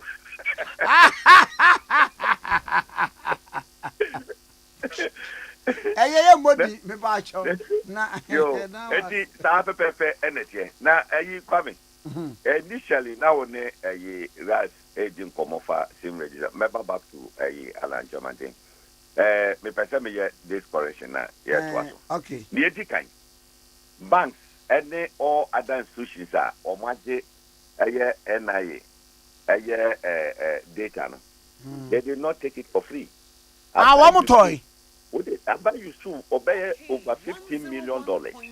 I'm here that data and daddy. And you think we should just give it out for free? Oh, Debbie, NIA better than NIA for a buy and shut telcos because telcos no wɔn yɛ kɔɔso ne ade a mo na mo nya sika ɛnhyɛ wɔn so wɔn nkɔtɔ. Tikese mususu ma mɔni ɛmre ɛwɔ ɛtla so. Nipa atwa mɛ ne mmiri no so ayi bra wo hwa deɛ. Me nua baa no yɛn nyina nua baa no. Ni tone a yɛ a wɔde kasa no yɛ a wɔn mmerɛ n'ase. Tikese. Me pa atwa tie you can't speak to Ghanaians say I'm reluctantly. You are not government. We are swafo. Mr. Ebia de wo kan ye. Tikese. With all due respect. Tikese. Nkwafo ni anyo, nkwafo ni anye. Yeah, me too. What register na don't register? My register. What register? Aye. Register o problem is say. Hwe, me problem ni say. Obi a sent be unregister ye. So I can say I'm reluctantly. Obi an call demonstration say men register. Secondly, you busa a question say Ghana card no ebi mo nsan kan wo mo de enti wo mo ntimi register no. Or say I'm staying firmly in my lane, me di me lane mu. Na yenko busa Ambrose Derry. At least no corroboratively. Wo betimi ni wo mo adwendwen ho. Oh me busa wo mo say ni wo mo kan. Ghana for na ato aba o. And you are missing a point. That be my point and person clear how to say. Whatever she said, no. A do baby in the presentation, no. Wouldn't aba. Okay? Wrong is wrong. A do baby she should be decorous in addressing the people of Ghana. Reluctant now no and there's a BC that oh there be and sir. But how can reluctantly no not just a baby like and me persona me they can't me extend it. And you say only be I feel my question you honorable and yes any person who can any person not today and abodu yes so what say me bon you so sen me yes sadie and me boy you so na area would limited into no you are dragging your feet on person be ye baby bi na epusu wo na sanka anye that's right hwe mamu so de enura ensema okeka kire ye ba ko ne se nipa bebere kura nim sese data wifi no me ade say register etinura no ohun sa ade no ana afei de wo se aburochirefo wo mo betimi de wo mo one bet me do one passport and register. Meanwhile, you are telling us say passport no is no. Was the minister confused or what? Enti na tio me dey me ni problem bia. Me problem ni say oni Ghana for kasa. Yesrew omre ne ho ase. Afa dey o bi abetimi aka. Yeah, taxpayer. You need to tell cow. You can't just come and talk to us anyhow. They say you people are missing a point. Oh, okay. Baby, I'm missing a chain. What room? Yes, that is SIM card, Mrs. SIM card, NIA registration. Just a year mass, year call nearby. Corporate me ko kwatira bobe se 1 2 hodoma obi ama no mo mu tia to mo table so no mo da bo 5 na no mo apake o mo nyama no mo ko adicha no ma ba betra ho anopa nipa kakra bi do you know why Rasmu barak na on me kasa na be expect so obeka se Tikese we de yen ndc for ne akoso sa de we woni krom ha ana 23 July 2018 me ba jo ndc for na kan se Professor Kanatefa sa card ya ye nipa na ko gu waki gu no and this one say ma onye na bisa sa question mate Johnson Asiedun Ketia eye ye kan say General Secretary of NDC say National Executive Committee eye fake of NDC former President Mahama Etimubi I take a decision say ma NDC ni bia nkonko register. Di ba jo say omo register omo guo bebere na NDC fo. Nya botre make kasaba. Make kasaba mema no. Angro sini. Me woni. Mema no ngo. Ba jo wuti ba jo me ba. Me ba.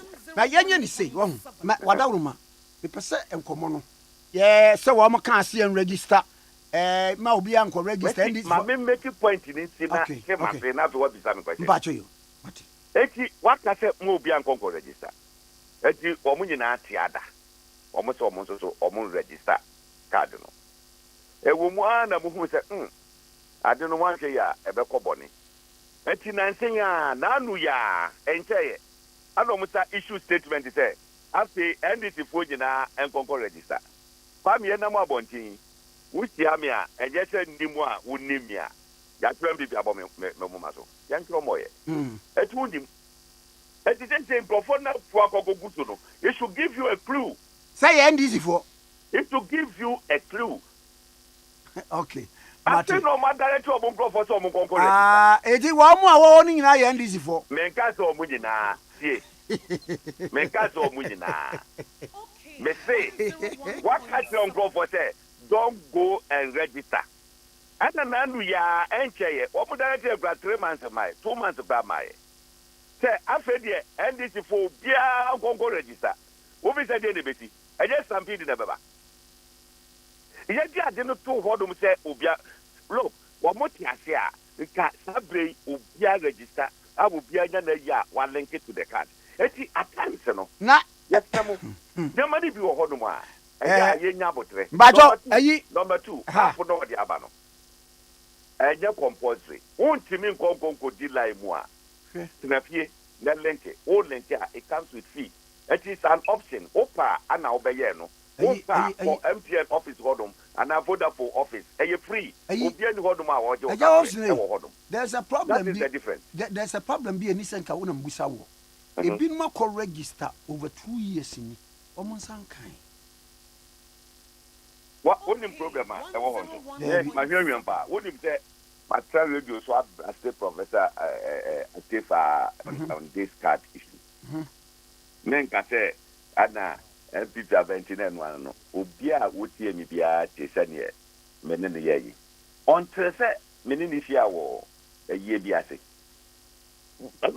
ozi say wodi ane me bibi ni a o ma me ntai na o bra se me sa and was started say or maybe briefing on you.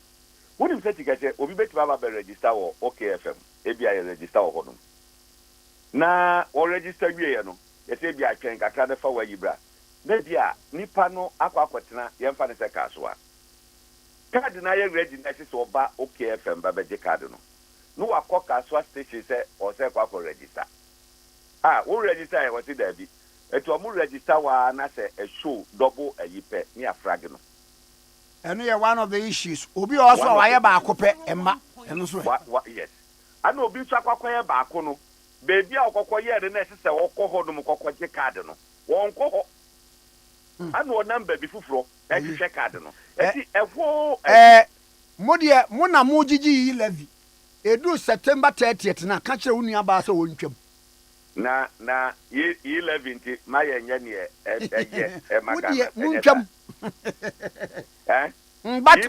but my point stands clear.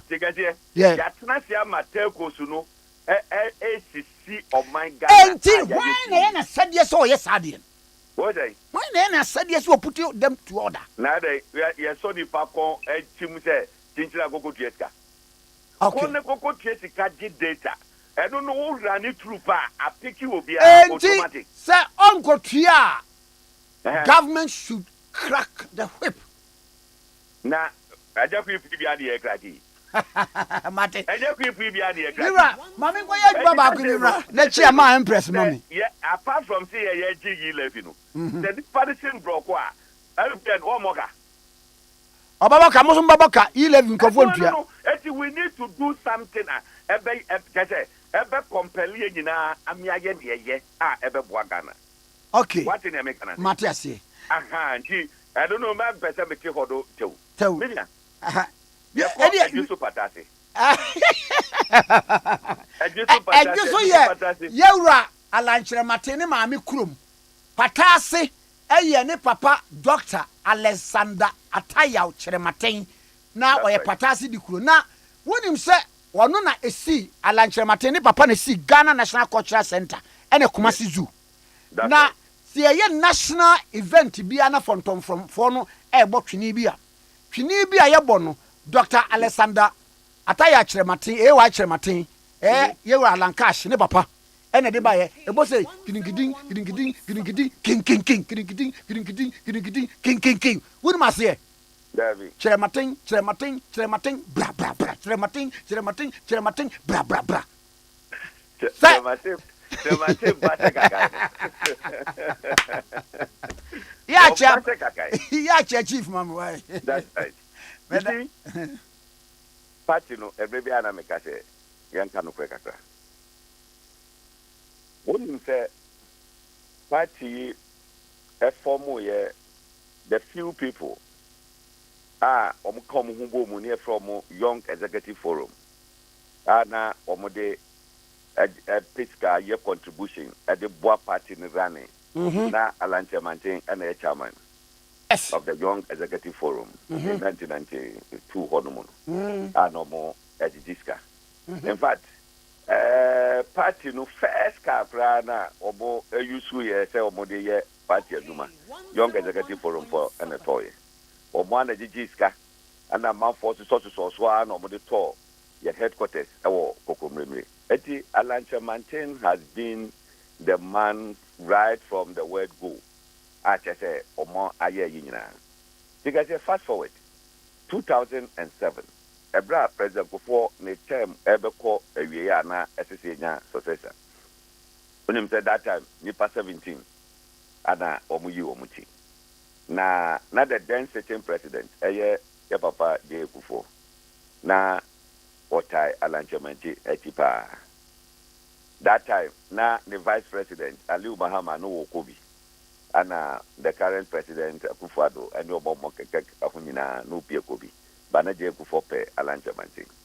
Ana party for say Debbie. President Akufo-Addo won the contest 1998. Awusunyane. Eti se wo kodia ade wono na duru so because ono wa contest wo mo mu konyina obi adu hodo a one a contest here eti Akufo-Addo ana duru so eno ana the term ye the move fitete e bai na chese party for etijina o mo na so se nye aduru so no odo na ese de ma no eti ya kom na no na chese na Akufo-Addo ana baba bija obedi yedim ya kwa sabri nyankopo ya dum ya uti abemu enche nyankopo ya dum in 2 years time no na president Akufo-Addo enso so edina duma ba awiye enti ese nya obi emani di animu na odim se Alanche Mantin na contest 2007 and on no contest 2010 and on na contest 2014 2020 there or sitting president in say yes say obitima kon we ni 2 terms and on my yi sabe omo yi omuti nyina hwan enene president Akufo-Addo contest election na contest 3 times na wahwe ade we so se dankwa buzia dombo dankwa adibi buzia famu adibi na edru dombo no so a wo betu dombo no se me kotu sase parme tasem no kra de o aya mamu fama mo de ba na mo defeat masem na mo kan obi a wo tie bi antie mi at any point in time dankwa any buzia bako esofa dombo is always satisfied okay dombo is always satisfied adubu ahin woni dombo ni ne koye de Akufo ni dombo ni ne koye Akufo-Addo ni dombo ni ena eko enti di asem ne ye kana enti adubu ahin baaye no na ye dankwa tie ni yo ana okofa dombo tare no ada ko je Akufo ho buzia ana okofa dombo ni tare no ana ba back to dankwa ana president Akufo-Addo di dombo ni atare no ese ko back to buzia na dombo ni tare no enti di asem ne ye kan Matias ade na tradition ya pese esesa no ayi ma wi uti no nya se badwunti nom na akyire yɛbɛkasa nyabotrɛ na onye me kwa yɛ adwuma bi ntia awo de bi wie ma me sima bajo David. There is no way say you see ade no tradition ahyehyɛ sisi the next you know ka say oh makɔ western region kwa kofa ya ɛbɛyɛ huge ayiwo party no say ade na wo chat tradition no so ka so ɔkɔ voter region kwa kofa hey ade na wo chat tradition no na yɛ no mu de yɛ nka ho ana yɛ nka ho but yɛ nim say tradition no dan kwa buzia dombo no de is there and dombo is always satisfied. Tell me one particular time na dombo any system no. But I can tell you particular times it does said down kwa na se buzia no the system no. Eti odono de yenjai. Okay. Akọ down kwa ababuzia, abadan kwa bium. Ese se akọ buzia bium. Odono de ade da hodum. Eti me nim say party fo nim say nipa aduru no so sabre. Eye yewura alanchamantin. Da wodi mu se ejeso patase cars so de eye ma no busu ade kwa boko na di wakwa kusi so mu de medase we said you open to you my free de ja o de ba me fa ba no sia me nim se be nya bra e betimi akọ into details here pa medase ye be pebre we de eye nkonkwan mu keke yeah, catch them before the night. Just so fantastic card in here before. Mate, medase anofe baba. Yera hopes na do ye communication team member Edima Osuru Kwame Nkrumah no. Ye ne no atwetwe enkombo. Na memra lawyer so na mo ba tampa madake. One madake won niema panyina bie ma nkwada. Was second bus stop Kaswa, second bus stop no, and overhead no opposite. About Tampa Madaka and delivery item bia won Sabeka, fetus pad, bed mat, rubber Macintosh, Savlon, baby welcome dresses, towel, shower, baby oil, need the obet me hunina bra.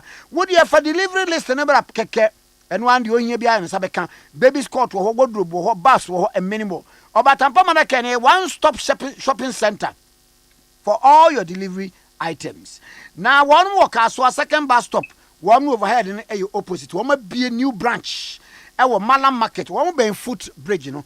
About Tampa Madaka sick friend. One answer was up no 0540 777 592 0540 777 592 and 0540 777 590 0540 777 590 about Tampa Madaka.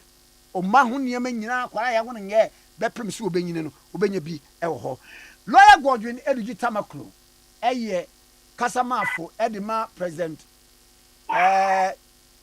former president John Dramani Mahama na a private legal practitioner law me moache ya kwa mi no prime jozo na bako de obo de other room bra kwa me na on so bako na mokodi 30 years anniversary necessary na mo ma wie gya me ne nkwan pa ma lodi na nkwan so de mi hwe ni social media na se awurade kofo ya bitimi na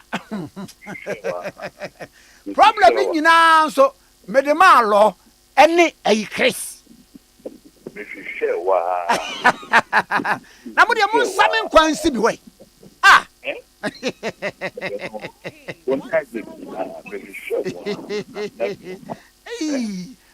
But hey, don't many mama, Bra Kwame. What do my soul? What to be confirm? Come on. Yana wachana mami. Mate. Ana wachana mami. And out music no of show knowing Isaac Pa. Oh. Need the more. Aye. Aho brasia so de. Enra me share video no Reverend Obofo bae. Who say nanka obodi mu ase keke. No se bra betena se. Wone ne tena se di nkomo ne fe. Nipa de na yaji o. Oh. When all is said and done. Obi na kan o 6 feet at last. 6 feet at last. Oh. Kwame. Nipa de 7. When all is said and done. You know she nipa no aye kama. Oh. Not said you 101.7. 8 years. From Francophie. There be. From Francophie. Kwame. From coffee. Na ubeko. There's a story told. Say, on say Jesus, the triumphant entry, no. Okay, so I'm kofa donkey, a fumu baby mira. Okay. Ena ose mubeko, woye a fumu was son who watch it. Obia ntena ne soda. Na kese onya aboa ne ho hia. Ena ose mon sane ne mfanmra na so obi bisa mo amon kasa ne ho hia ma awurade. Ena wo mo sane no mo de ba ya fe die se afunu na obia mfa ne nyehwe no om de bre entoma se o ma no. And there is another story say after say Jesus call you no. Is it say this musician or one give me all the show come on. Aha. Ena aboa no ye say o kwa gie ni monyam no biu. Wodru on ye toto abobo no oh na me ni Jesus ba ha no say wo ba ye no na ye awurade a otewo so ni ntia ba na de onto so biu wonte so biu ti said monyam no unni we normal na ba kwa me sebe that way nya aye so unni that executive authority ni biwa we wine oh who needs executive authority ni biwa we wine unyo bia nti de bia me ko to dwe so a se nyankopon ko twedi ampo bo amena menka se me ka story bia the popular story of King Roman Emperor friend of Marcus Aurelius. Yeah, Marcus Aurelius, yeah. Marcus Aurelius. One say Roman for omo ahindi no. Omo elevate you even to the status of the gods. Yes. If you are a Roman emperor, now would say like you've gotten to the very high. But now Emperor Marcus Aurelius, or said that to be a no beno. Now Roman for a man or so a yemekesia a yemesa no nipana tapping and northern inside account. Or say remember you are still a man. Oh, Kai say we nipa. We are body. We are body. The nipa be country we na when all is said and done. Or say Kai say we nipa. Into ohina no sometime in his joyful moment. No person nyanyoma extraordinary. And to his annoyance, Moses and nipa no tapping on. Sometimes me you or he never before let me enjoy. But say, hey, remember that you are still a man. Whatever you do, remember that you are still a man. Mate, na sorry bia yene Reverend Dr. Prophet Isaac Owusu-Bempah twetwe nkomo ewo OKFM ha. Na story no aba Ghana web before publishing. Na omo kan say National Cathedral. I sometimes lie to defend Akufo-Addo. Reverend Owusu-Bempah admits. Now main story no say Reverend Owusu-Bempah told OKFM that there have been instances where he had to make up false statements so as not to make the government unpopular. Citing one of the instances where he lied to save the government, Reverend Owusu-Bempah said that in the case of the National Cathedral, he has told some falsehood to defend the government despite not being a member of the board of the National Cathedral. Enkomoyi eto say. Bra Kwame, anopai Maria ho. Maria aho nyina no say Bra Kwame, osofo Owusu-Bempah sebe bebi obi anopai ne tiano.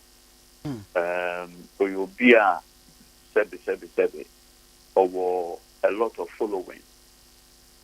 Na share asofo emrepi Bra Kwame mi wo kwan ya me test one or two things. Me share asofo bi a me ni omo edi nkusamudie na quietly omo amamehu the respecter omuwoma Osofo Ogusu Bempa. Now, initially, personally, not me, belief. But Sanko Foya Mission, normal body thing, I can so will be they have a lot of respect for him. Now, media, Sabio, Obinakai, or say vindication lies in the womb of time. Vindication lies in the womb of time. The Kaiser, Amra, another Dankwe Kupado, Bayer, Pedi, Okaya, Oko, Reverend Usu Bempa, sorry. Thanksgiving, yeah. No, they a baby because they are the man. Can so symbolic to show say or Bible Mokaya and BP no almost the anointing oil no at the share a baby and say acquire a symbol of authority. In a very symbolic manner, no, or the sad baby no at the man, another Danko Kufuatu, and no bomb higher a man. Na Kwame Oshe ta mambo ni nyina le abaye toka no nyina kra na eya kire se bio enoma bi koso a ense from the beginning na okaya Reverend Owusu Bempa no moma ye hu se before another danko ekuku ado baba be man pedi no o Nyankopon bo so Nyankopon eye na adom no be man pedi a obesi asori dan dia se na nu anyonyam bra kwa me se bio media da bia me kan se ekoba se na na do danko ekufu ado ekosi asori ewo ekuapem e bia ne papa edwedo ekufu ado former ceremonial president and chief justice Efia I wouldn't have any problem with that ekoba se okusi asori den ewo kebi and no, me and the personal money, I'll be the last person to talk about it. But you see, Akoba said taxpayers' money, over 199 million Ghana cedis of taxpayers' money. Sebio in the Kubu Cathedral. Now, the SIA as a film, and it's a black woman. Yes, as a TIA. Just some few days ago, in the Itimitria, a car yet the Wayek. I am Nianum Kocho once year, Nanka CNG. Few days ago, in the Itimitria says, Yeka say, Brakwame, yet the suppliers of fertilizer for planting from food and jobs, 400 million Ghana cedis, the Omoka. The Omode small seedlings, at the Maya. For it's media Umukia Jumei, Yajomoka over 200 million Ghana cedis. Yeka says, and Crofua almost supply a Biane, the PD and animal the various secondary schools, Yajomoka over 300 million Ghana cedis. A car a buying at the National Health Insurance, a Kankua, Bubuja. Last year, a buying 1.2 billion Ghana cedis. A fee. National Health Insurance levy. Abayi the only 127 million Ghana cedis per in its media comma National Health Insurance. I can say, or the can be brave. It in Sebio say Nyanko Poya Dumia Ponya 199 million. Sebi. Wait a minute, what would you do? Mati the man penny annual to cathedral US. You build it with 87 years.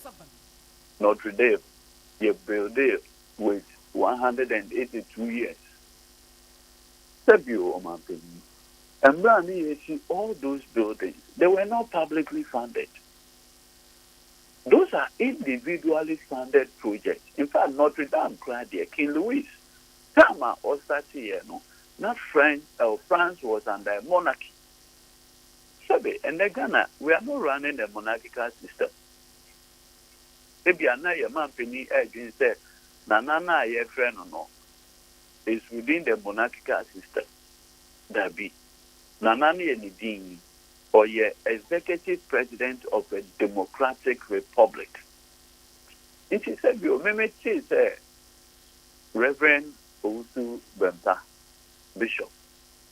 Ade say there are times men can say we did and pro just to protect, but sometimes or color the fact.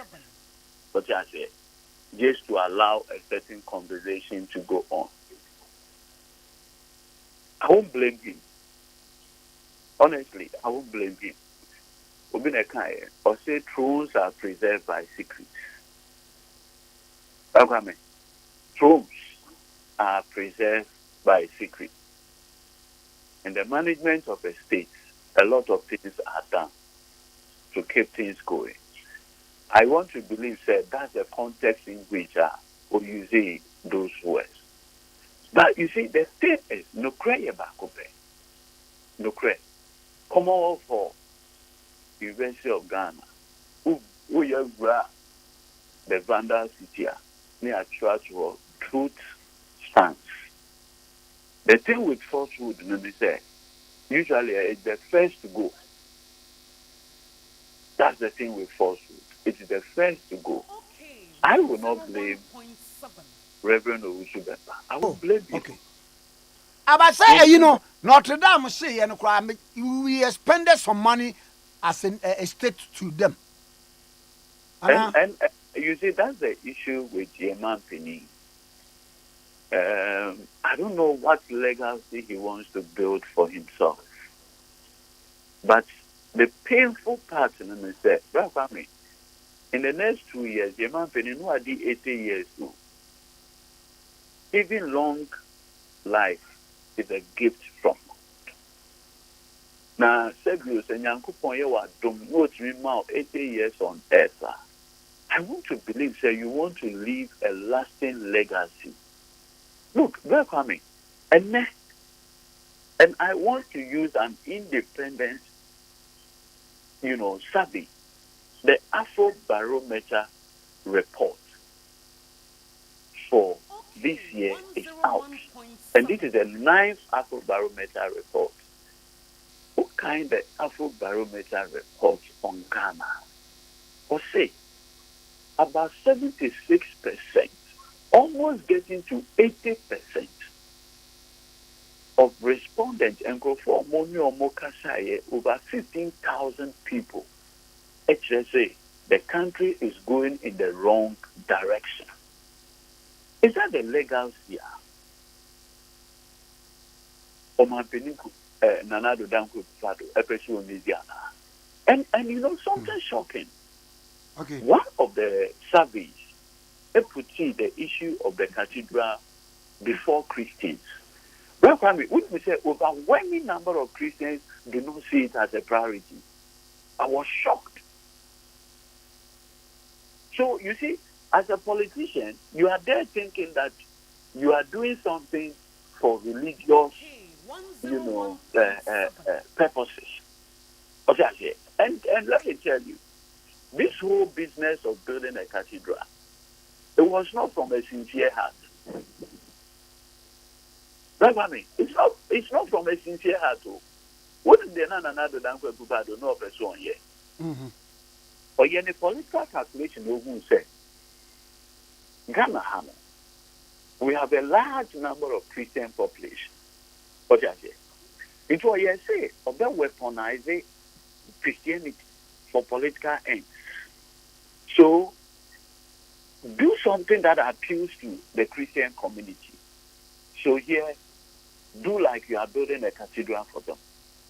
And say you can't build it in the next 4 years. Sebio cathedral or starting from 2017. You can say we are in 2022. The cathedral is still at its foundation level. So he has no plans of completing it all. It is not part of his plan to complete the cathedral. But the whole thing is create an impression between the Christian population. So, Mela, maybe Angel Gabriel, to deceive the Christian community. To Ade also it is the priority of priorities. So that is how he described the cathedral. That it is his priority of priorities. It is a the 3 priority projects. The cathedral is number 1, according to him. Projects are who claim it is your priority of all priorities. It's still at foundation level after almost 6 years. So you 2 years now, cannot, and I'll be building. So, for all intents and purposes, he has no plans of building the cathedral. But now the ultimate plan is that you will deceive the Christian community with a pledge that he is going to build cathedral. And the whole idea is to weaponize Christianity for partisan political reasons. Oh, but say, Bibi say, Yenianu Muslimu fui, ye boa abain boa omo ko haja, numia dia. It what is wrong? Say be a Christian community. Abain boa mo ne. Oh, say ye bia. Ati Sergio, ati almost 39,000 Ghana cedis. Bia ke beburu saya na abain eso omasene. Eso omasene. Out of that 39,000, abain so omasene. We dey menhwe dey mekwa kohwa be kan chi. Grandpa, first of all, and now do a baby. Now we call Haja. Let's console only 11,000 Ghana cedis, and then which you are 39,000. And you know the reason? Because of the depreciation of the city. It also must say your incompetence has rather brought more cost to Muslim pilgrims. So what are you talking about? But that's just aside. Ashabana may pay you be able to now, no one having any plan of completing the cathedral project. No. He had no such plan. The whole idea was to weaponize Christianity, weaponize religion for partisan electoral ends. But you see, what he thought says, the Christians in this country are not discerning.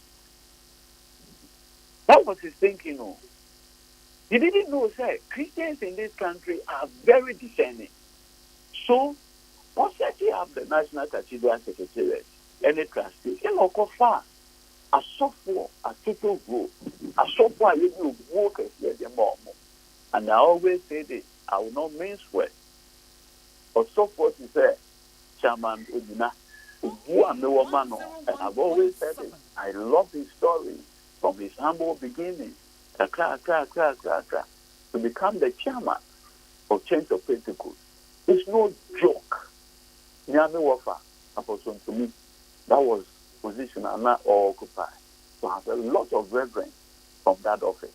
But I said, but the one that the cathedral project to give a semblance of, me, and also above one maba. So that me, Hanya. There was no sincerity. As I speak to you, the cathedral project has been going on for the past 6 years and it's still at foundation level. Look, when the secretariat put out, Kwame said, I did it for a war, over 10 million Christians a war, and supported the cathedral project by donating freely to the short school.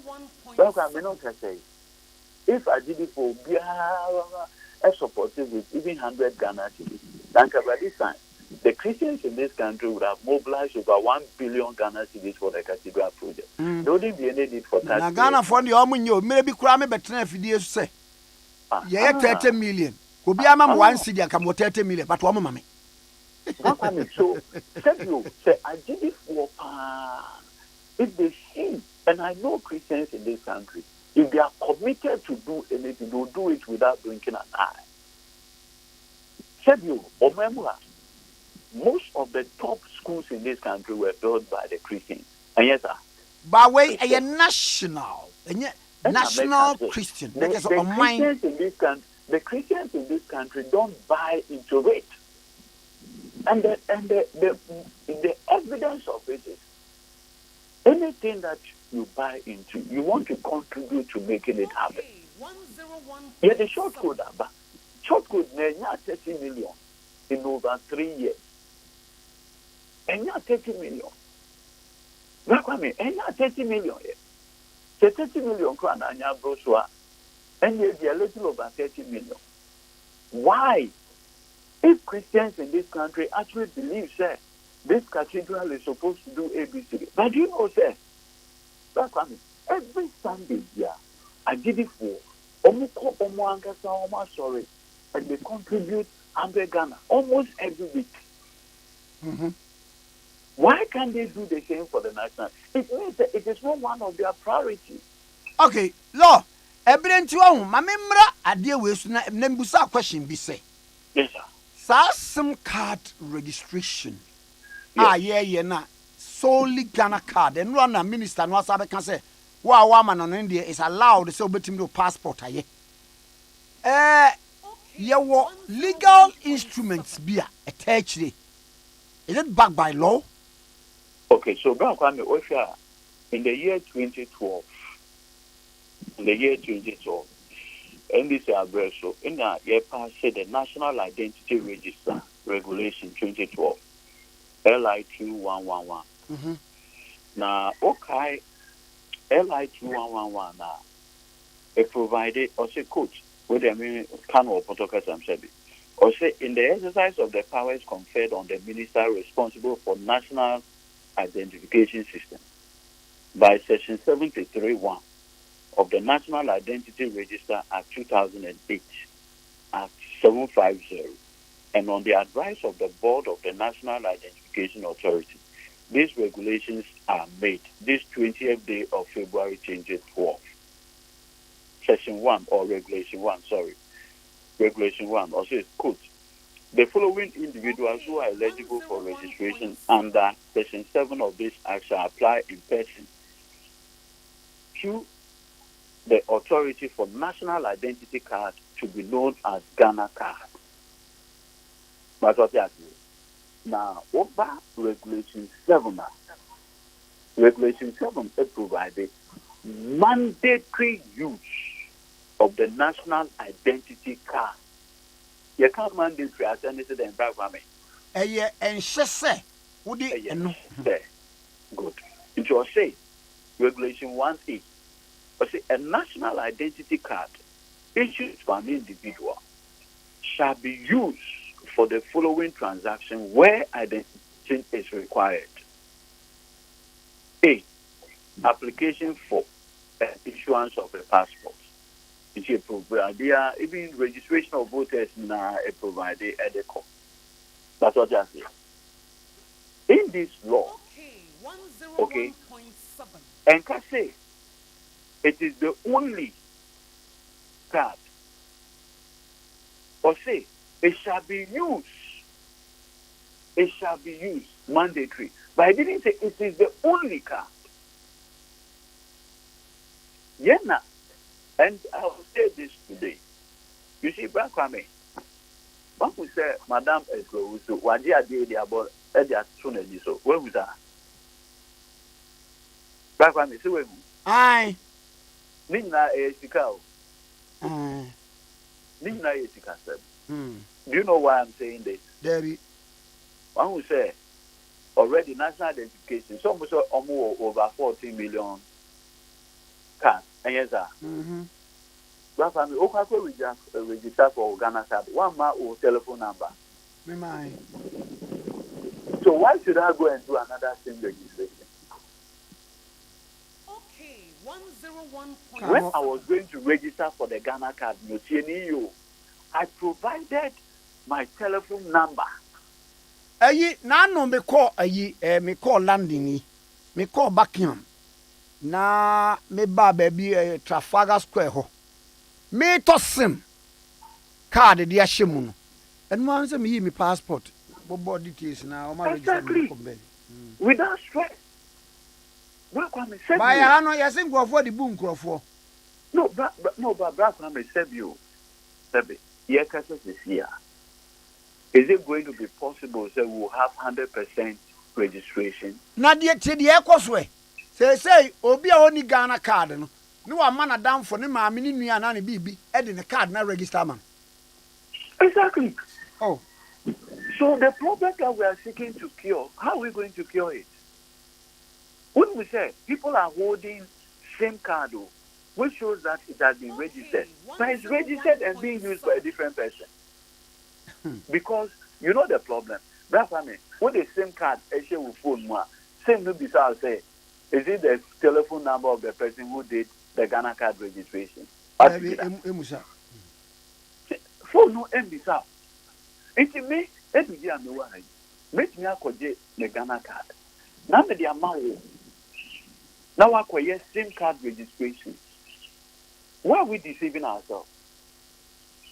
So the problem that we are seeking to cure is still there. Media said you Mestre, any the Honorable Minister for Communication, Madam Esdowushu, for your senior at the bar. Sabi, on Kenekasem, Sabi, we hear in the press conference, look, a public service, a public service. And then Kofobi, as son, so said, oh, yeah.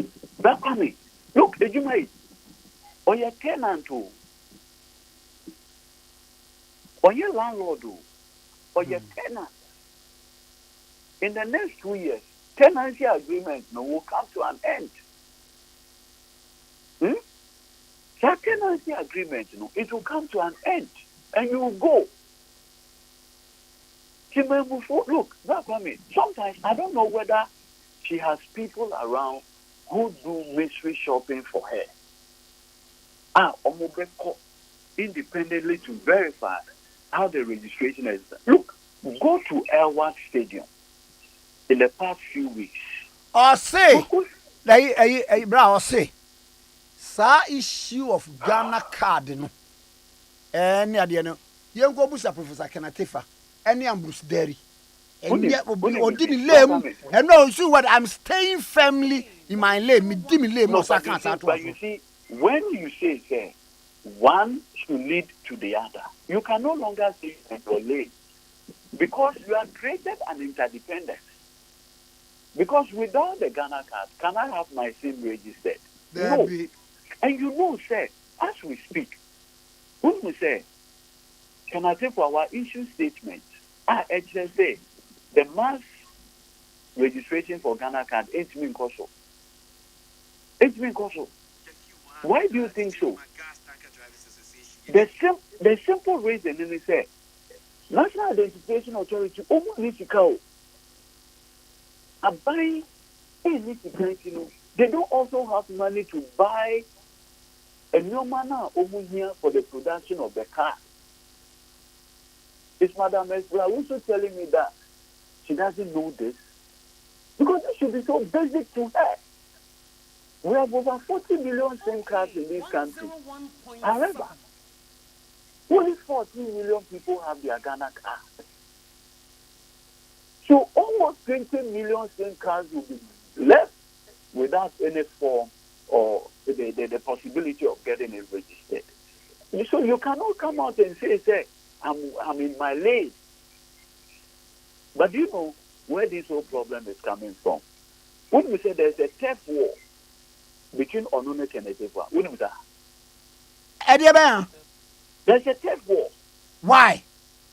Because when we say the telcos, no, data, National Identification Authority, we had the effect of verification. So that.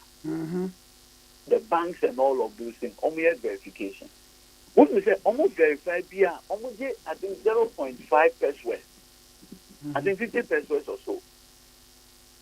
It is the control of that money in addition to card registration area. Simple. Somebody wants to control that revenue. Can I think for National Identification Authority wants to control that money? Eklawusi through National Communication Authority also wants to control that. And then there is something way in Adia. Tika. Tell you, once the minister can say, a microphone on Mukakwe, on a penalty of 5 Ghana cedis. 30 years. Who gave her the authority to set up that thing? Who gave her that authority? to set up the fee of 5 Ghana cedis? Who? It is a Obejina Bonsin, Obejina situation. Now can say, me as a minister, I am reluctantly extending the time for registration. Hey, madam, a public official. A country owner. by 2017, me and no none at your memo how. Lord, you have go mosi why madam. No, but that can be said you as if Nayan can you. A public service. You. A public service. Maybe I don't know. Now, tell you, Oman Penina Muakrano, which make us actually to my before. That you are reluctantly extending it. Do you know what Ghanaians are going through? In order to procure the Ghana card, Madam Minister, please, take your body language. You will be doing the right. Look, I believe that it's good people have their SIM registered. It will check fraud. It will check crime prevention, among other things. It is good. The public good will be served. No question about it. But the body language, you need to carry the people along. Make it less stressful for them. That's all. I wish you well. Thank you. Bye-bye. Lawyer God we ready to make crony na twetwe nkwam me di way fam na na issue bi about hina na beka ho asem sese ya ano odin me pam chew ye ne eye prophet Dr. Isaac Owusu Bempa e be twe nkomo enche kora etika kire onua se wontie na ye ne be twe nkomo glorious word and power ministries international so penny end point homeopathic clinic this week or the see your friend special week yare bia wa aka so a wakon enkro no end point homeopathy clinic say every Monday ekopem Friday bra hepatitis for hwe ulcer eniare what was spine problem what the pains be on veins e sciatica yare oba ne be ma mopa wo yare rubber show be mem e diabetes e hepatitis e epilepsy tware yare ye wanya stroke a encheye mesramo apart from a sin yare bia momra na Dr. Duboatin wo mfidie awodo a wo beduru a end point about the clinic for the fidie be so fidie be kire bia problem no wo fidie be twa duro dia ma wo no aneko obi fa na yare ma end point homeopathic clinic nsa fa yare no ensa na chiri enkokwa mesrawo ha ho odi homeopathy nuro ena odi esa yare no or Spinters will shell signboard across. The Macon 22 do a Frewa junction, go straight to Apology Gardens for the sign to the clinic. Kumasi branch in the Chronum Abwe here, Angel Educational School in the Chiripe. Takwa the branch, no, or Anaji police station, no, a chip will be a book of Bruno Techimai. Hey, you swap. The Pamachow, Dr. Duboatin about 9:30, about 30 minutes, Muni Branos, mammy, Madishie. Why? Namon friends say a special week. Friends say because we'll work consulting room 10.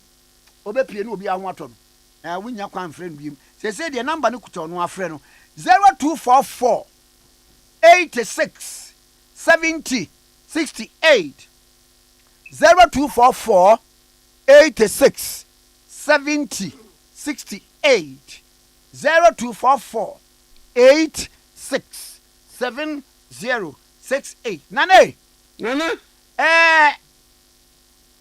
obi a wotie mi pa madam fu bi. That's right. Na nidin ye friend no Kobendi over UK. Okay. It was interview no ameni option adoyeye no. Aye ne de papa. So need them. I enti was sending me £50. Me meme buati. Na misra. Enti Kobendi mensa ka won kra no.